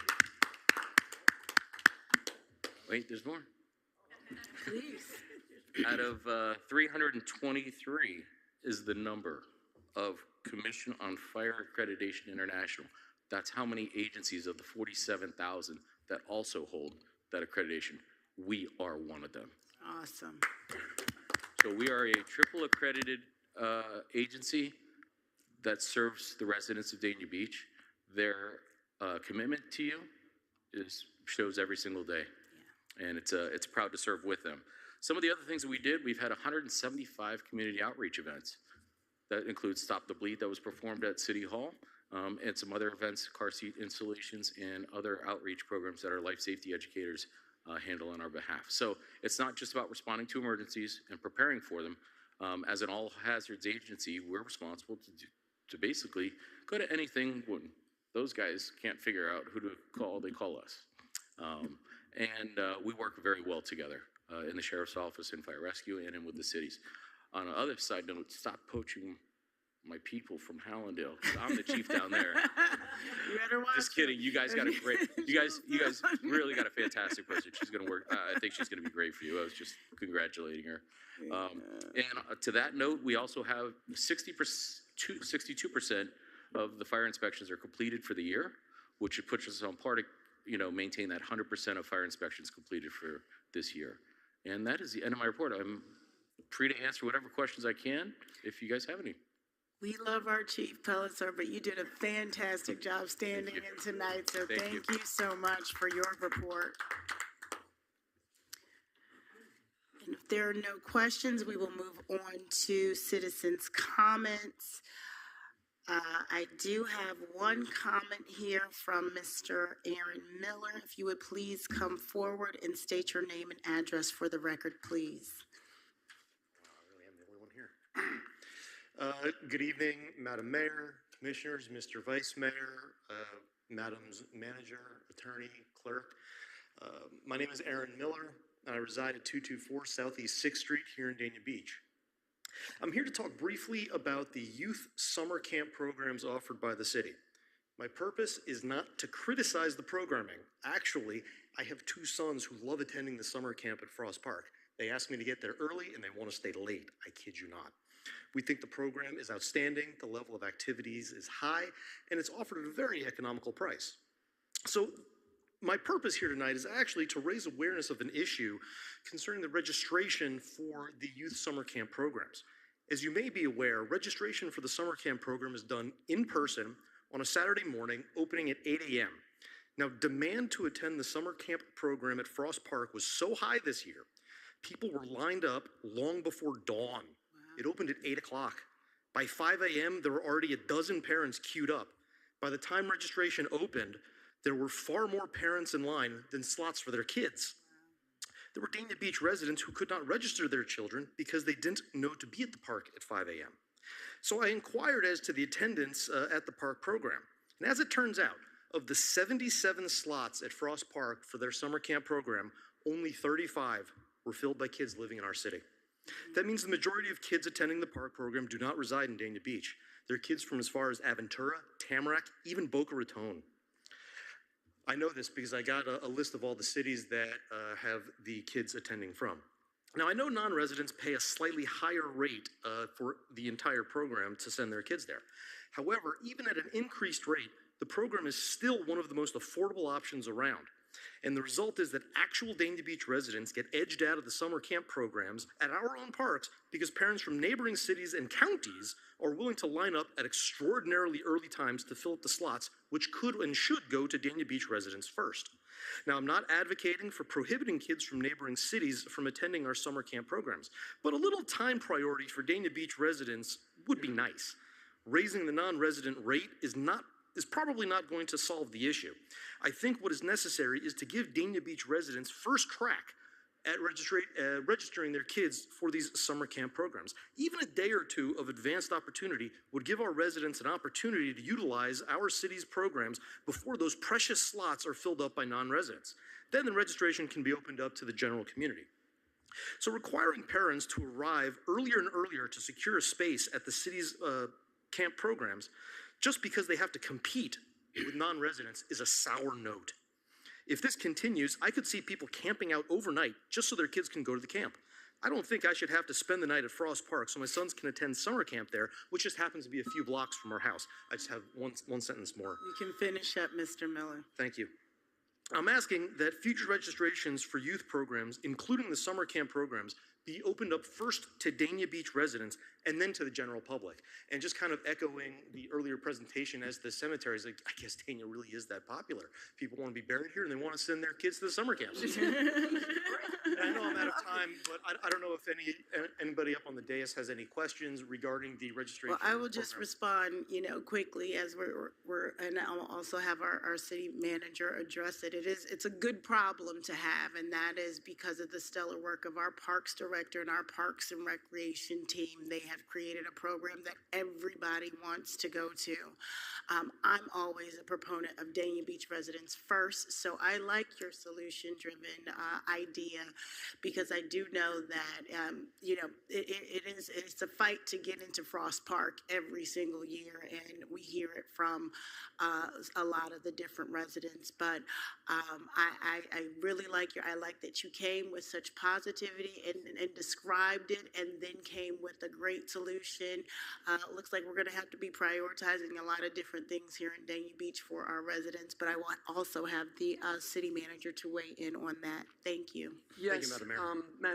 Madam Mayor, thank you. Mr. Miller, a pleasure to meet you. Just earlier today, Parks and Recreation is very dear to me. We have had a total overhaul of our Parks and Recreation department. It's one of the best in the state. We have 6 credentialed certified leaders. And like the mayor says, this is a good problem to have. And we will continue to have it because we continue to raise the bar on how we do things, our level of training that's coming from our HR team. So I think it's a wonderful idea. And I will get with our parks director and our 2 deputy. Look, she's giving me a thumbs up. And we love to have this predicament, and we can never have enough good ideas, not just from the members of our team, but the extension of our team goes to our residents. So this is a great idea. So rest assured that in summer camp 2026, we're going to have a window, a large window at that, and we'll come up with a great initiative to ensure that first and foremost, our residents get the opportunity to register. And we will also look, because we're also looking at ideas to raise revenues for non-residents, and this is a study that we've been doing. So we're going to look at this twofold. So thank you so much. Thank you, Madam Mayor. Thank you so much. Thank you, Madam City Manager, and thank you, Mr. Miller. Thank you, Commissioners. Have a good evening. Hold on. We'll have a comment. Well, you can still sit down. We're going to have a comment. Yeah, just real quickly, Ms. Miller, thank you very much for being here. This is the kind of engagement that we look for from our residents in Dania Beach, and you were very concise with your presentation, and I appreciate you coming here with all the facts. Thank you very much. Thank you, Commissioner. Thank you, Commissioner Romoli. Commissioner Llewellyn? No, it doesn't like you today. There you go. And I just want to take a moment to remind you and everybody that we actually have programs in all 3 of our major parks. I know they are, but I'm wondering if the lines are the same at PJ Mealy, for example. Well, CW Thomas is, of course, still kind of under construction. Yeah. And so the number of slots is much smaller. Right. PJ Mealy is just a smaller facility in general. I think they only have available slots for I think it's like 30. It's like 30. 30. Yeah. Oh yeah, no, by the day registration opens, you can track it on the Rec Desk website. It's totally full. Yeah. Like if you're not there by the time they open, it doesn't matter what Such a camp great you're thing to hear. looking for. But anyway, but You're I agree, it does. It would be much, okay, it would be much better, though, if we could get more Dania Beach residents in there. Absolutely. And I we like the sold out. idea. We sold out in all facilities. Yeah, I like the idea of opening up for Dania Beach residents first. I think that's a great idea. Absolutely. So, Thank you very again. much. Thank you, Mr. Miller, for sharing your thoughts, ideas, and solutions with us here this evening. We will move on to item 8, the consent agenda. Are there any items that the commission wishes to pull from the consent agenda? Commissioner Romoli? Yes, please, 8.4. 8.4, do I have a motion for the remainder of the consent agenda? I want to make a motion on pull 10 also. 8.4 and 8.10. Do I have a motion to approve the consent agenda with the exception of item 8.4 and 8.10? Make a motion. All 8 consent agenda excluding 8.4 and 8.10. All right, do I have a second? Hold on. Second. All right, I have a motion and a second to approve the consent agenda with the exception of item 8.4 and 8.10. now we will go back, hold on. Would you like me to read 8.4, Mayor? Yeah, hold on, I wanted to get to it first. Okay, yes. Eve, if you could please read item 8.4. A resolution of the City Commission of the City of Dania Beach, Florida, amending resolution numbers 2018-31, 43, and 23, 25-23, relating to the city's brand design and logo to clarify when the logo can be used, providing for conflicts and effective date. This is an item sponsored by Mayor Davis. All right, I believe that was you, Commissioner Remotely, that pulled that. Yes, Madam Mayor, thank you. I have really no issue with this resolution outside of the fact that I think it's important for anybody who uses our logo to have an oversight on this to make sure the size, location of that logo is being used properly. Being in the event business, sometimes what happens, you have sponsors change from event to event, and my concern is that they may take our logo and use the correct logo, but they may put it in a small little corner, or they may downsize it, and I just want to make sure that we have a little bit of oversight on that.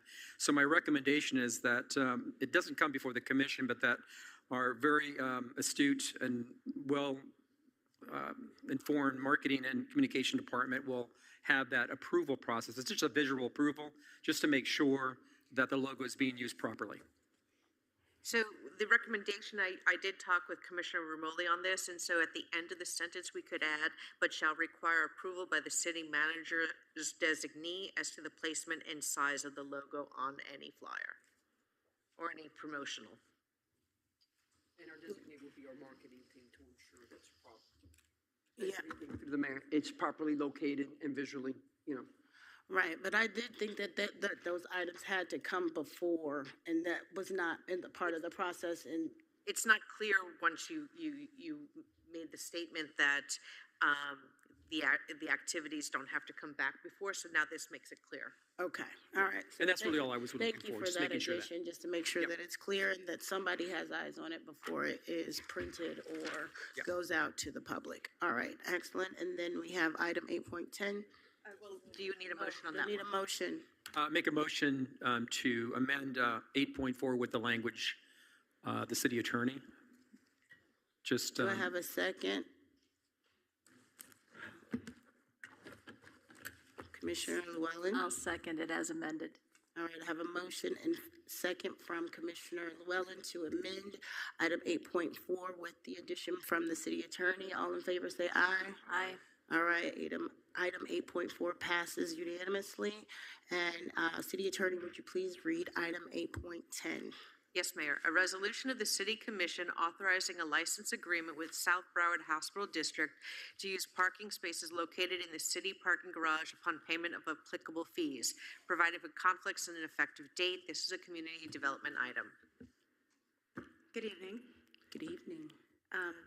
Corinne LaJoy, Deputy Director, Community Development. This is an agreement with the South Broward Hospital District to utilize the city's parking garage for 20 spaces for their employees. They will need to use the garage Monday through Friday, 8 a.m. to 5 p.m. They are asking for 20 spaces.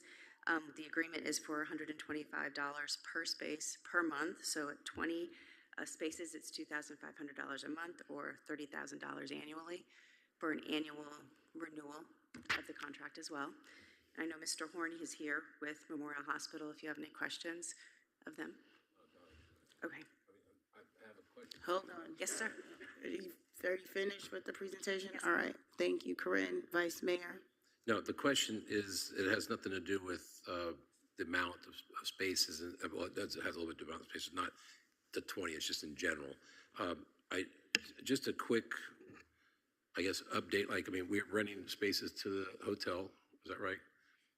And go ahead. So, less and less of the hotel spaces are being used. Memorial is a great partner. They're located now at Celeste. Candido and I, working with our community development team, have evaluated the usage of the parking lot, and we believe this is a viable agreement for many reasons. It excludes the weekend, which is our time for Danny After Dark and special events. And it also generates an additional $30,000 a year to go back into reinvesting for our city. So it's really a win-win. Okay. I guess, but it's not about that. I think that, the parking is necessary. I just knew that it was from across the street. Yes, sir. Right, okay.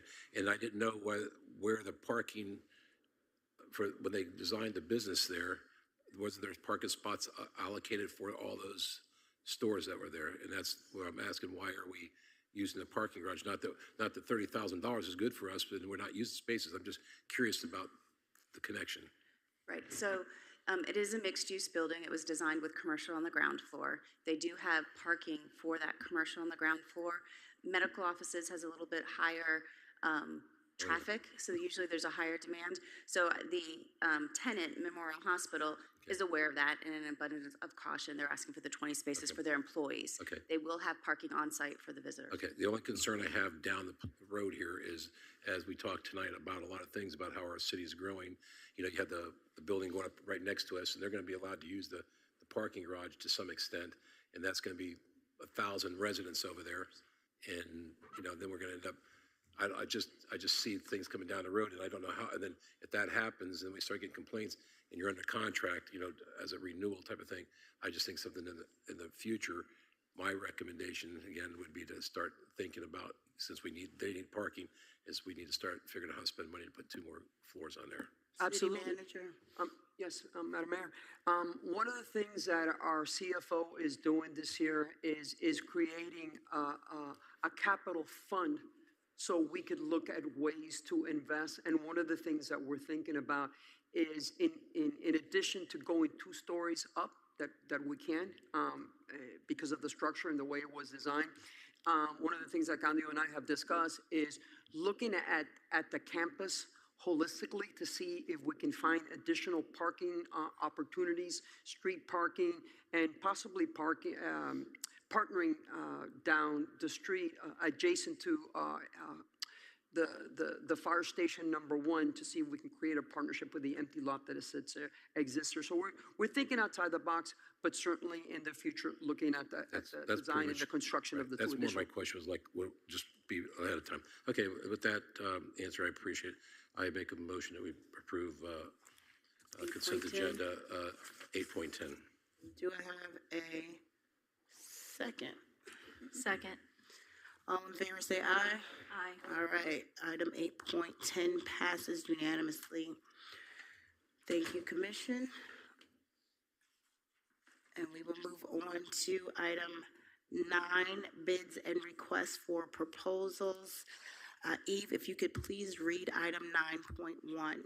Yes, ma'am. A resolution of the City Commission authorizing the award of ITB 2513 to U.S. Water Services Corporation, doing business as Rocha Controls, for calibrations and repairs of flow meters and related devices to be valid each year the contract is in place, and further providing that such purchases are to be made within the Water Division's approved budget appropriation account in the amount of $75,000, providing for conflicts and effective date. This is a public services item. Good evening, Commissioners. Fernando Rodriguez, Public Services. Are there any questions on this item? Hold on, Fernando. I can explain it. Commissioner Ryan, No. you have a motion? Was that a motion or? No, I no comment.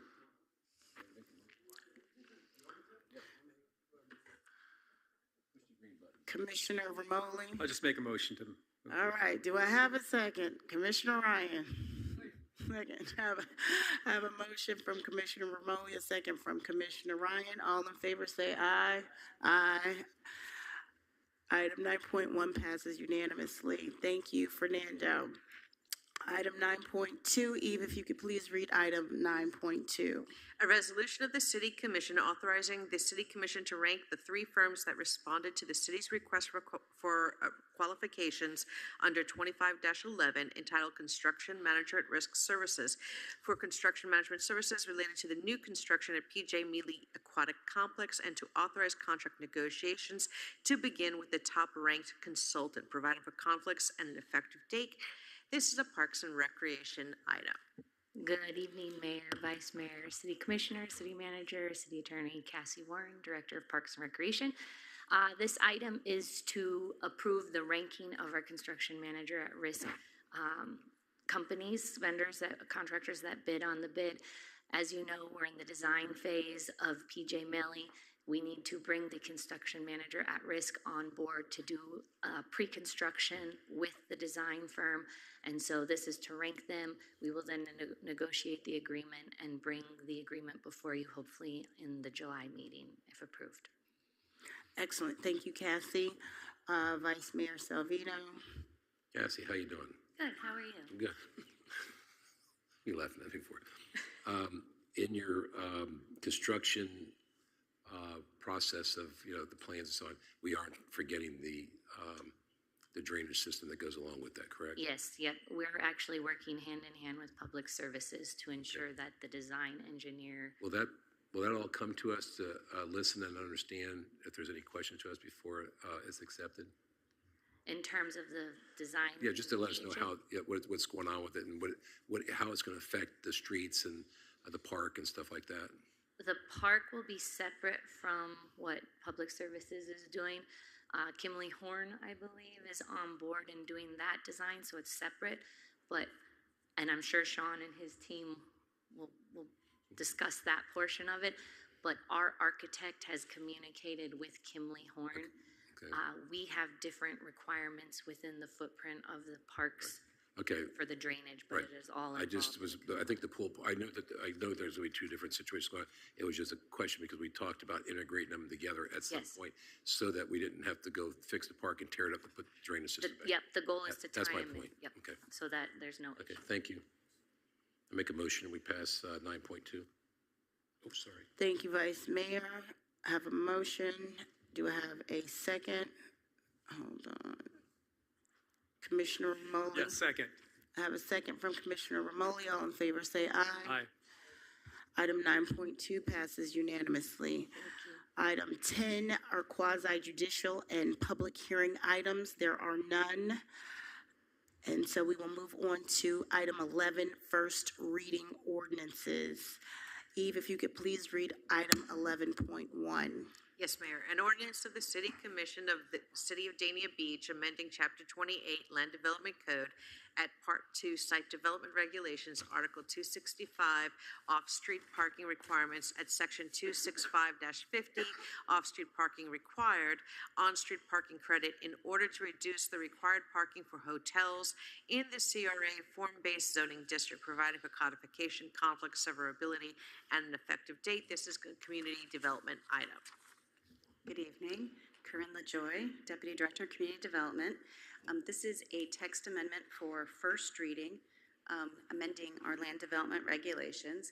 And this amendment is to eliminate parking requirements for hotel use located within the Regional Activity Center for the City Center Zoning District, East Dania Beach Boulevard Mixed Use, Gateway Mixed Use Zoning Districts. So only for those three zoning districts. The map on the screen is the Regional Activity Center. We're only talking about the City Center, the East Dania Beach Boulevard, and the Gateway districts. That's in the red, the orange, and the gray. So it's just those three districts. In March, the City Commission, as we all know, eliminated the incentives, the development incentives in order to reduce the size and intensity of development. And recent planning trends has emerged in the field of planning, eliminating parking requirements. This is something that we've seen in at least the last two national planning conferences. There are cities that are eliminating parking requirements completely, holistically, for all the uses. So what we're doing is we're just taking a really baby step and really carving out specifically where this would occur.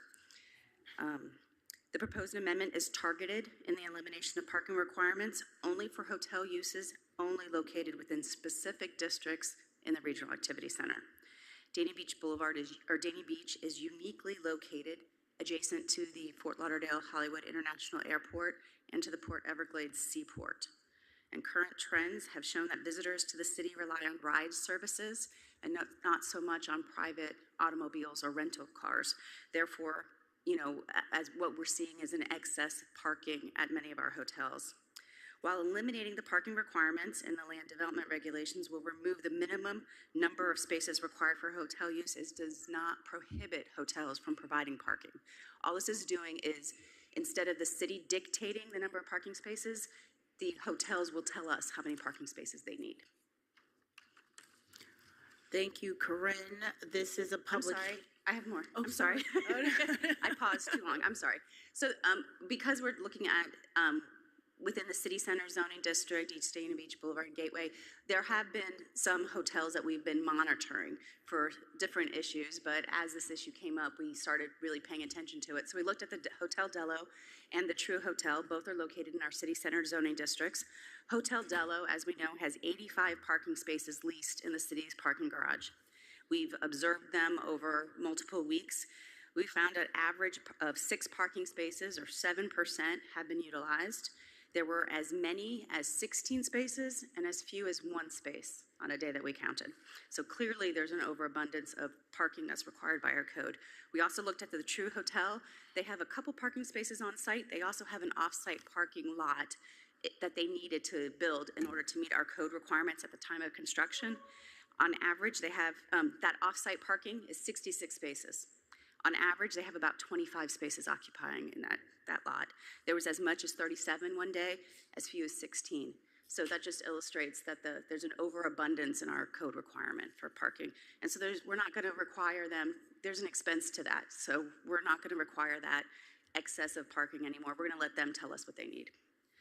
This did go before the Planning and Zoning Board last week. They recommended approval of this text amendment 3-1. And staff's recommending the City Commission approve this on first reading. And I'm available if you have any questions. Thank you, Corinne. This is a public hearing. Does anyone wish to speak for or against this item? Seeing none. Vice Mayor? Well, I have a few questions, Corinne. So, correct me if I'm wrong. So all the permits that we put out for the last X amount of years and all the hotels that have gone up and all the requirements that were argumental about, variances and giving this and that and forcing situations when a lot of the argument at that time was that most of the people were using ride shares and so on, but it was still forced on them at that time to meet the requirements. And by doing that now, like the 45 spaces off site for True, now that it's not, is that going to be retroactive? Are they going to be able to take that and sell that property and do something with it and not use it, because you're eliminating that ordinance? Is that going to be, are we going to be held liable for something like that? Or is that something we can change the amendment, or something we're going to grant them? If you don't have the answers, it's okay, but these are questions that Right. I think may come up. So I would think that they have an approved site plan and they're obligated to maintain that site plan. They could come forward and make an amendment to that site plan and eliminate, potentially, like True, eliminate that off-site parking lot if that's not what they're finding necessary. The city attorney will correct me if I'm wrong, Okay. but they're currently abided by the approved site plan. I'm the first person up here. I'll be the first. I'm gonna be one of the persons up here that tell you that I've always agreed that they didn't need that parking to begin with. I'm just afraid of the repercussion we're gonna end up with. Number two, I don't really agree with the fact that the off-site, out-road parking is designated for hotels only. I feel that you're giving them the credit to park, giving them the allowability to park out there and not allowing a Dania Beach resident to park on off-road parking. That has nothing to do with the hotel themselves. Did I read that incorrectly? I don't understand your question. Can you?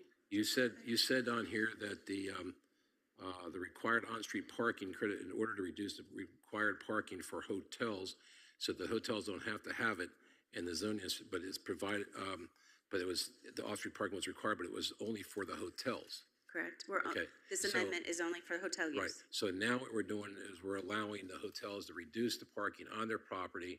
We're going to provide off-road parking for them and not allow the residents of Dania Beach to park in those spots. So I don't necessarily agree that the city's providing off-site parking. There's a provision in our code specifically for properties in the Regional Activity Center that we do require construction of on-street parking that can be utilized by that adjacent property. But I don't know that the city's providing that off-street parking. And then I'm not quite getting the connection that you're making with Maybe I'm wrong in how the residents. off-street parking. Whose property is the off-street parking? True Hotel has an off-site. Yeah, I know that, I'm not talking about that. You're saying off-street parking. So when I say off-street parking, I mean parking in the swale. Okay, And when a developer builds, like if True were to build today, they would be required to build off-street parking for the swale that's adjacent to their property. okay, I'm sorry. I was thinking, I confused myself. Okay. I thought you put on-street parking on the side, like in front of the hotels and around the hotels, instead of you're talking about the same thing that the True Hotel did, is they're getting off-street parking. Okay, my apologies. No problem.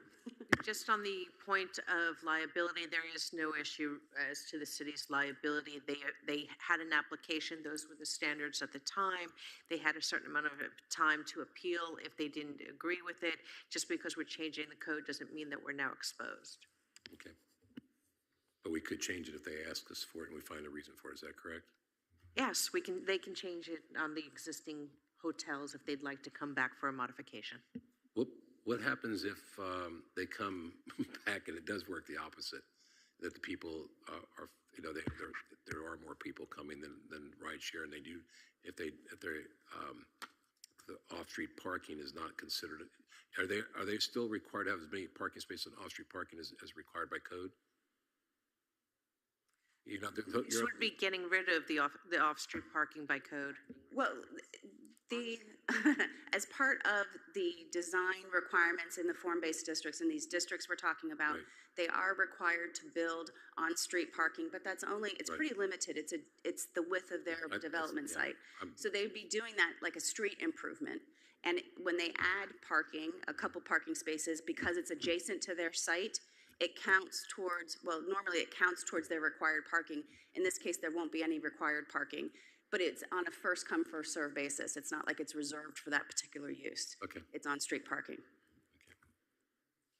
All right. Thank you, Vice Mayor. Commissioner Romoli. Hi, Corinne, or Eleanor, either or. From what I understood what it said was that you're going to allow the hotels to determine the number of spaces. So if they say 0, they don't need any. You say yes to that? Is that the idea? I think that's a far-fetched. Right. But so we couldn't ask for a justification of their rationale. If they say we have the need for 0 parking spaces, we could say, can you please justify that? How many employees are you going to have? Are you close to a bus route? How are people going to get there? Perfect. Right. That's what I was getting at, is the employee staff making sure that they need to account for that first, and then determine their needs for possible cars that may be coming in to stay in the hotel. But I know we're leasing some spaces for Memorial for staff parking or employee parking. I just don't want to get into a scenario where we're not looking into that before. Right. So this is not, this is typical of what we do today. We also have alternative parking standards provision in the zoning code, whereby a developer can say, especially like a hotel, look, we build hotels all over in metropolitan areas. We know the demand of parking. Yes. So if they can show us that they have some rationale for a different parking requirement, our alternative parking analysis allows for the city commission to approve that at time of site plan. Okay. So it would be a similar type of justification we'd be looking for when they come forward. Perfect. Thank you very much. Thank you, Corinne. Thank you, Eleanor. At this time, I am seeking a motion. Commissioner Ryan. Thank you, Mayor. Motion to approve item 11.1. I have a motion from Commissioner Ryan for 11.1. Do I have a second? Second. Second from Commissioner Llewellyn. All in favor say aye. Aye. Item 11.1 passes unanimously. Thank you, staff. Thank you, Commission. We are on now to item 11.2. Eve, if you could please read item 11.2.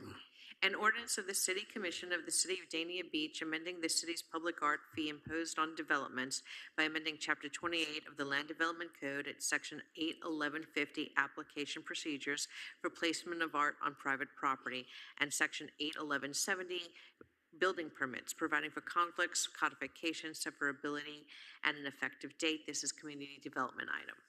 Good evening. This is another text amendment, and it is first reading. This is the first time we're discussing this, and this is regarding the city's public art fund. So Community Development Department is requesting an amendment to the city's public art contribution, which is required for all new development coming into the city. In 2019, the City Commission established the Public Art Fund. The contribution is for all new development was set at 0.5% of the total value of construction. The contribution allows the city to establish a public art fund, which is allocated for purchasing, commissioning, and installation of public arts as identified, as approved by the City Commission and in fulfillment of the city's public art plan. The public art programs in general are an effective way for cities and counties to foster access to arts and increase aesthetic value of public buildings and public spaces. Developers currently have the option in our existing regulations to pay 0.5% of the construction value into the city's public art fund, or they can elect to install public art on their site, only requiring a contribution of 0.25% of the construction value into the city's public art fund. The department staff, along with our city's public art consultant, did research of several local and state municipalities that have active public art programs, and several of those are located in Florida, are listed below. Currently, you can see that at 0.5%, the city is below average. Most of the assessments are 1%, some even go as high as 2%. So at 0.5%, we're artificially low. This slide identifies the public art installations the city has been able to achieve since Public Art Advisory Board's inception in June of 22, and we have 4 major art pieces in our collection today as a result. These projects, as well as other murals, which are included in our public art collection, require annual maintenance, which does come at a cost as well, that comes out of the public art budget. The department is requesting to amend the public art contribution to more accurately reflect industry standards by increasing the public art fee to 1% of total value of construction. The department's also proposing an increase of the maximum contribution from $250,000 to $500,000. If they get beyond that, they're capped at the $500,000. The Public Art Fund is an essential component and necessary to enable the implementation of the city's public art plan, which aims to increase aesthetic value of public places in our community and foster more access to the arts for the entire Dania Beach community. In September of last year, the Public Art Advisory Board unanimously recommended approval of this increase. And last week at the Planning and Zoning Board, they did hear this item. They recommended denial of the text amendment. They thought that the program should be a voluntary program. Staff, however, is recommending that the City Commission approve this text amendment on first reading. And I'm available if you have any questions. Thank you, Corinne. This is a public hearing. Does anyone wish to speak for or against this item? Seeing none. Do I have discussion or a motion from the commission? Commissioner Ryan? Thanks, Mayor. Yeah, I have some discussion on this item. So currently, our public art annual budget is $230,000 a year, correct? Is that? I don't have that. Well, from the backup, it says $230K. Yeah, we budget annually. We haven't spent that much yet. Yeah. It takes a while to get projects. We do call to artists, but we budget that much annually. And we've had $40,000 left over from last year, right?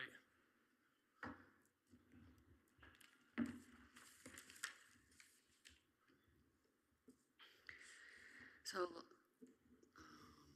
this year we've spent a total of $83,000. $83,000, okay. Yeah, when I look at the numbers and, thinking about this, what we're doing here is we're basically doubling the fee. So when you look at when developers get taxed, it kind of reflects on the end user at the end. What people are building right now is apartment complexes. So at the end, I think the developer would raise the rent in order to compensate for this. As I think that it is positive that they do contribute to the public art fund, I would be hesitant to double the fee. When looking at just over the past 4 years, one I would say is because we're running out of space. In the 4 projects that we approved, 2 of them are in the same exact location at our arts park. And we pay a consultant $58,000 a year. And in the last 4 years, paying that consultant, I think is what, $232,000 in consultant fees over 4 years, when in that 4 years, we've had $266,000 of public art installations. And one of those was $175,000 to a member who's on our public art board out of those 4 installations. So I think it's operating fine how it is.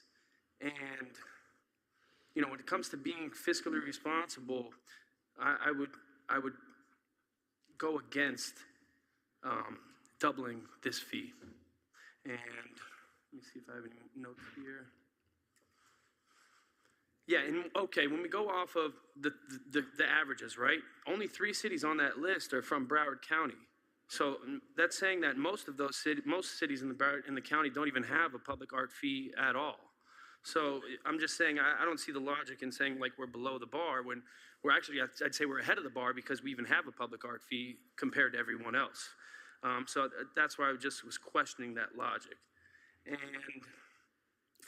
yep, that's basically where I go with my comments. And thank you for your time. Thank you. Thank you, Commissioner Ryan. I will say that I attended the Public Art Board meeting when we discussed the different fees. I will tell you that I'm a member of the Public Art FABAP, the Florida Public Art organization, where Florida public art professionals from all across the state get together, and they were in alignment with this 0.5% increase to 1%. It really is just in alignment. Most people don't have public art plans implemented as much as our public advisory board. They might have public art, but they don't have an actual public art plan with the percentages. So the reason why you don't see many from Broward County is because there's just not that many people that many cities in Broward County that have public art plans, period. But the ones who do understand that this is a fee that is a cost to the developers. This is not taxpayer dollars. So this is money that would then benefit the beautification of our city. And so I do see the value in ensuring that those art impact fees go back to making and beautifying our city. It is not coming from the residents. It is coming from the developers, and ensuring that they're not just coming and developing and getting money, but they are also contributing to the beautification of our city. So I am in favor of putting our percentage point in alignment with the rest of the cities in Broward County and in alignment with the other cities that are not in Broward County, because it is just about where it is, and it's a median, and we usually like to lead, but what we are now is below what the average art impact fee is. Vice Mayor. Thank you, Mayor. I think that, as the mayor said, following suit of the proposed increase is something that I think is just staying in line. Commenting back on what the Commissioner Ryan said, I realize his thought is proper on the fact that if they have to pay more money, they could raise the rent. But I'm not so sure that would happen if they could rent the building out. They're going to go with the going rate of whatever the apartments are renting for in the area. Just to give you, if the information I got was correct, the property on Dania Beach Boulevard, the Seaview, their first building is 95% rented out already, and they're putting $1 million art piece out front. And I think that the nicer the art gets in our city, the more attractive it gets. People want to live here, just like we've talked about earlier with Marty Cure being here, that we had the highest tax increase in Broward County. So I don't think we need to run from increasing certain things. Just like they said at the core meeting, they want new parks. People want nice stuff, and the people that are moving to Dania Beach, they can afford to pay the price to live where they're living, or they wouldn't be here. And every time you put an attractive piece of art, or you give a park and recreation that looks outstanding, or redoing them, or our streets look cleaner and our signage looks good, people are attracted to that. They want to be here. So I have to agree with what you're recommending. That's just my Thank you, Vice Mayor. Commissioner Llewellyn, I don't know why you just, today is not working for you. Go ahead. Thank you, Mayor. So it's an increase to 1%, and it's an increase in the maximum to 500,000. That's correct, from 0.5% to 1%. The developer will still have the option to install art on site, and then they would only pay the 0.5%. Right, and I was going to ask you about that. So if they did choose to put their own art in, as we have had some do, it doesn't really impact them in that sense, Well, correct? it would, because if the current rate is 0.5%. So if they chose to install art now, they would pay the 0.25% and install art. So they only pay half of the 0.5%. Okay, so if we go up to 1%, they would pay 0.5% and then install art as well. Okay, so we so still get funding, and they're the still reason paying for the funding is we maintain all of these art pieces in longevity as well. Right, is that the case with all of the ones that are installing their own art, or are they maintaining them in some cases? So in the private properties, they maintain their own art.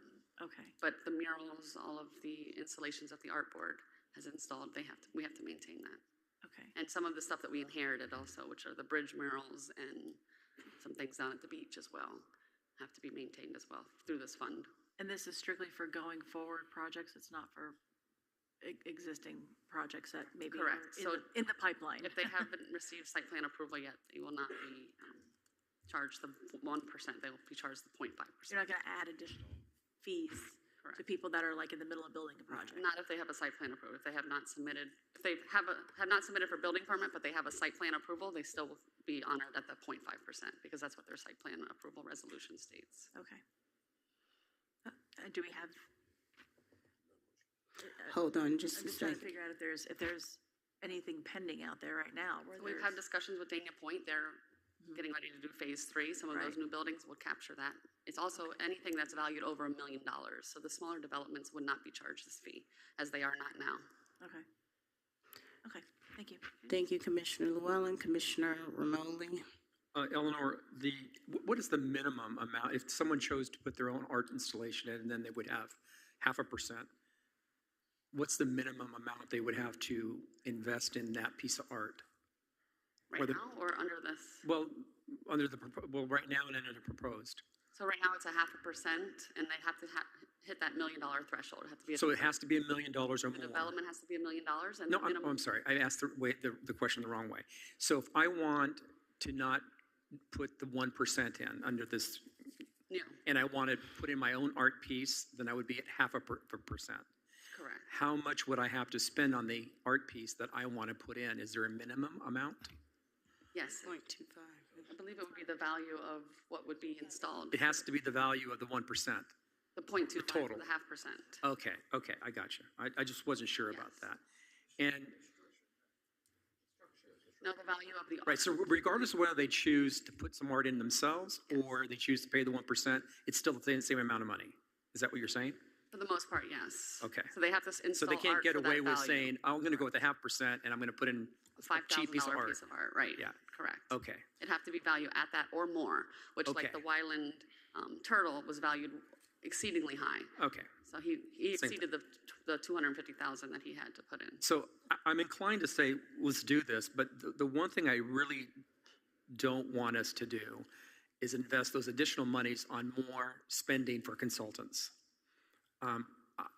We're spending $50,000 right now. 48,000. Okay, let's say 48,000. Well, what's $2,000? Annually, yeah. Okay. I really would love to be able to see those dollars go back into projects that we want to put into our city, not for consultants.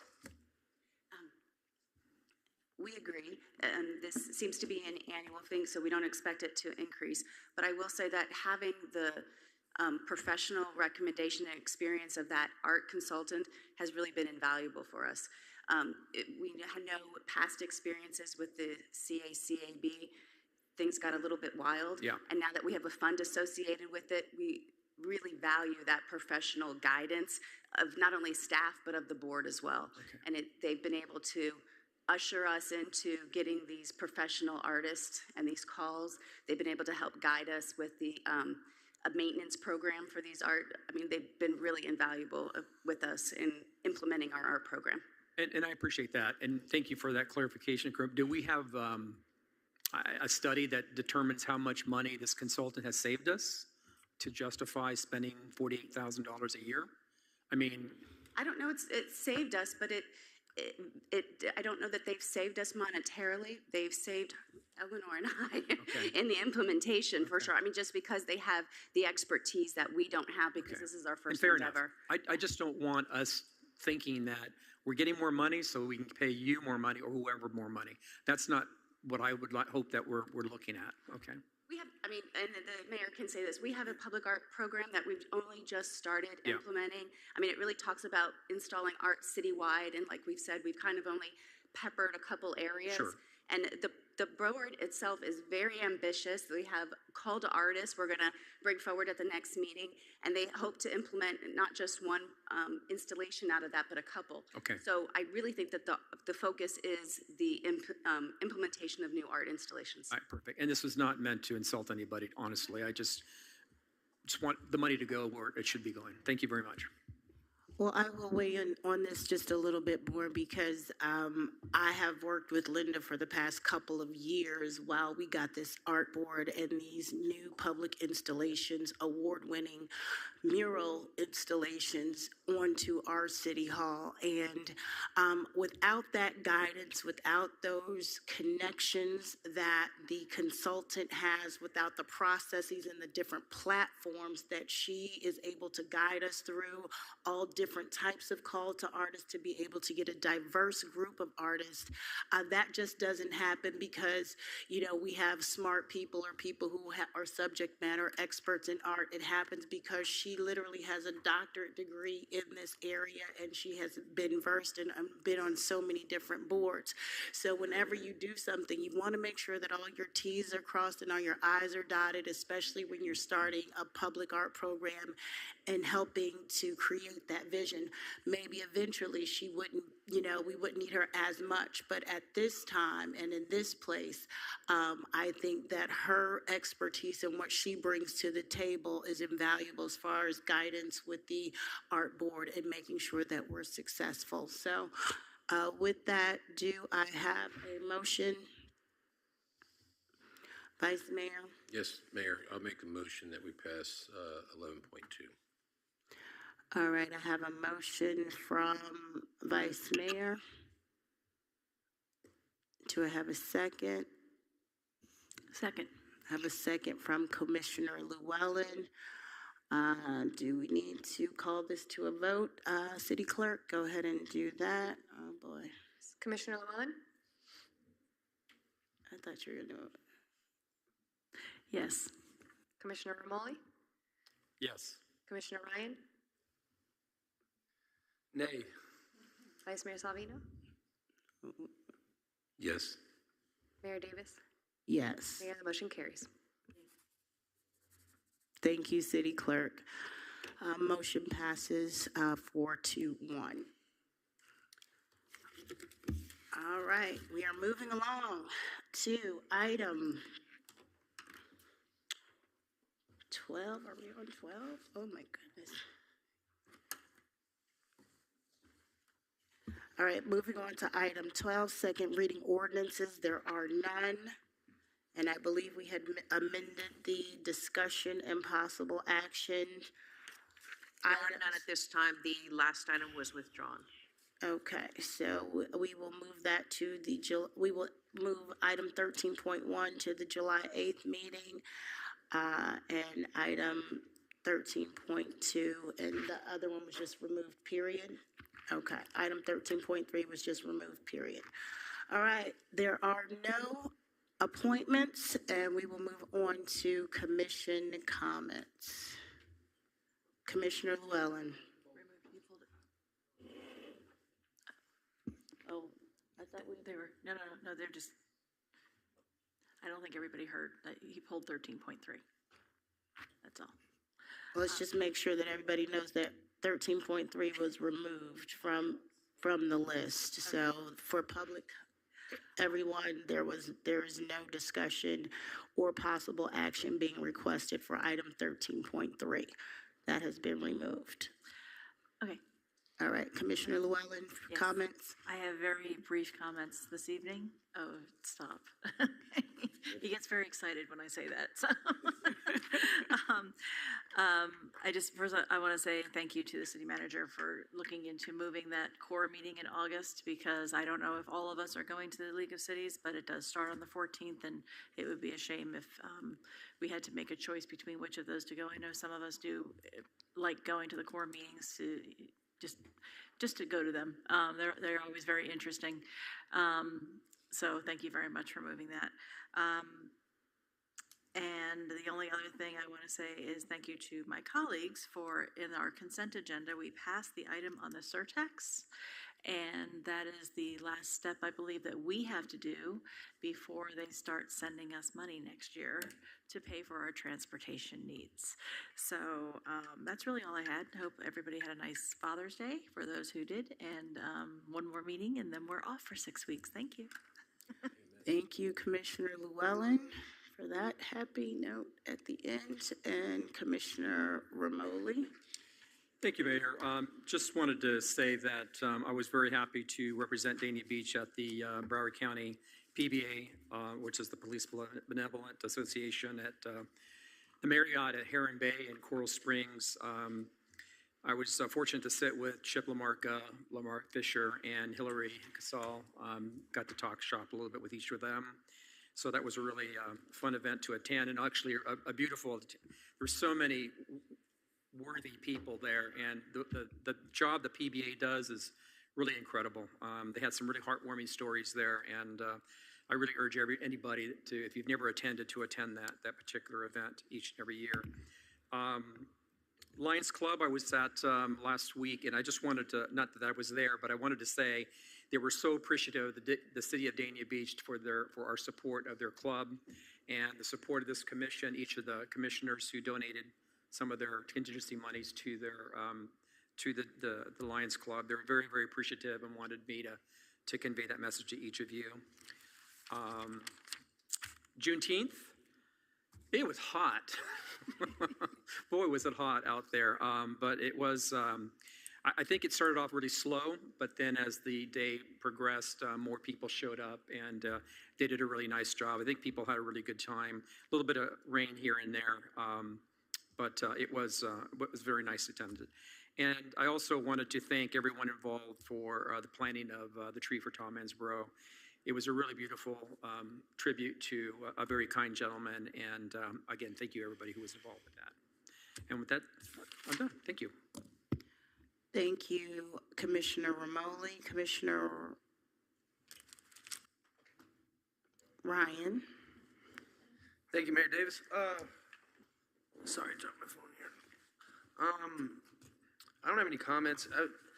I wanted to ask this earlier. What is this about, Commissioner James? Our former Commissioner James using you're going to the gym? What is that, Eve?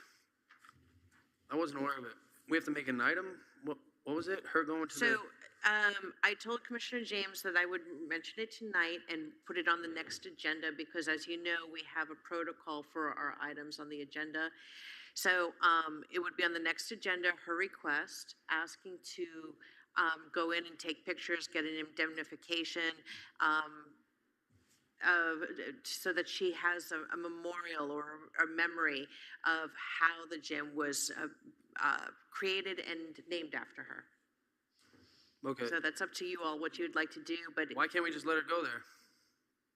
it's up to you guys make the decision. I'm just giving you all the information, and any agenda item, we need 48 hours notice under Broward County, and I would just following our protocols. I just don't know why it has to be an agenda item.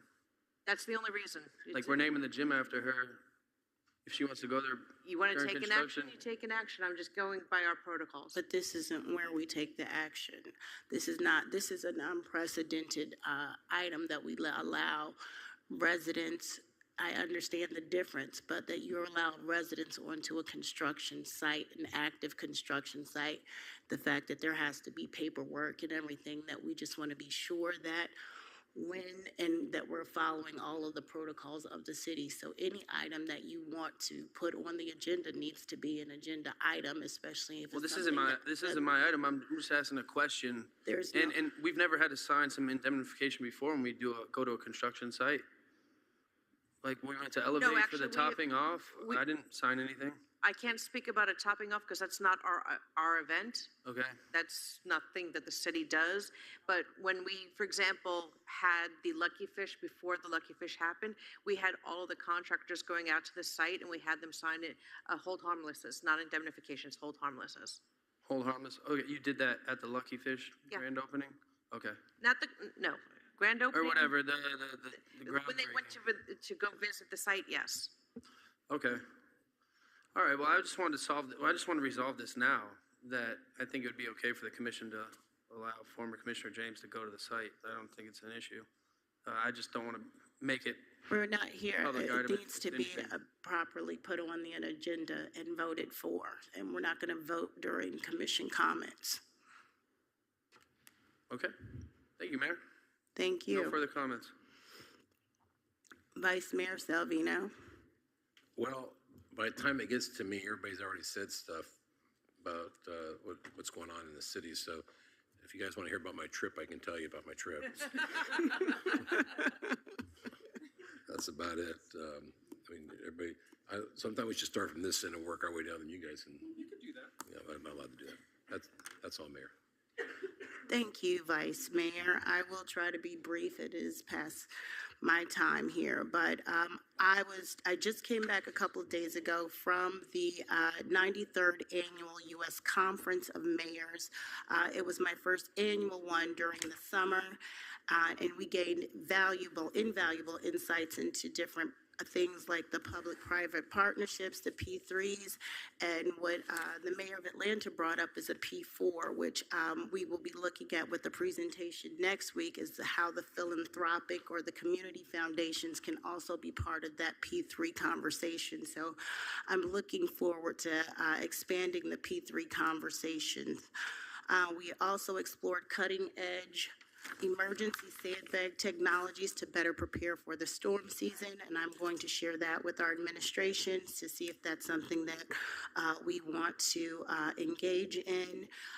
And I was very touched personally because they had discussions, they had expert panels for people on Alzheimer's and dementia awareness. Some of these elected officials are bringing some really amazing programs to their communities at low cost that really help elder citizens with the Alzheimer's and dementia. So I will be looking at some of those programs as well. And I don't know if any of you've ever had the opportunity to visit JA World or Junior Achievement in Coconut Creek, but it is absolutely mind-blowing. I was blown away. I know that Maxine used to work there, but she never told us how wonderful it was. I mean, at least physically, it was absolutely gorgeous place. I met with the CEO, Lori Cirillo, and one of the board members, and I know that all Broward County 5th graders and 8th graders have to go through that program. So I am going to be looking to visit when our students go, and would love for you to join me just so you can see that facility, but I will be bringing that presentation forward in the future. I also had the amazing opportunity to do a ribbon cutting at the Design Centers of America at the Dakota Center. Evan Snow is bringing Zero Empty Spaces there with 25 local artists, and it just brightens up the place. It's absolutely gorgeous. And so I am very excited to bring more art, more awareness to the art community in the city of Dania Beach. Next, I attended the Dania Beach Chamber of Commerce luncheon, where there was a partnership, Better Together, with Broward Health and Memorial Healthcare System. I was very excited that they continue to tout Dania Beach as having, due to Vice Mayor Salvino, the first mobile clinic in Broward County. So we are continuing that partnership, and they had a lot of praise for the city of Dania Beach. Next, I'm very excited for the groundbreaking of the Rita Crockett Beach Sports Center that's happening this Saturday at 10 a.m. There's going to be a lot of raffles, giveaways, and great show that they prepared for, so I'm looking forward to that. And last but not least, it is cancer season. July is coming. We wish everyone a very safe and happy 4th of July. And with that, we are adjourned. Joy, Mayor. Yes, sir.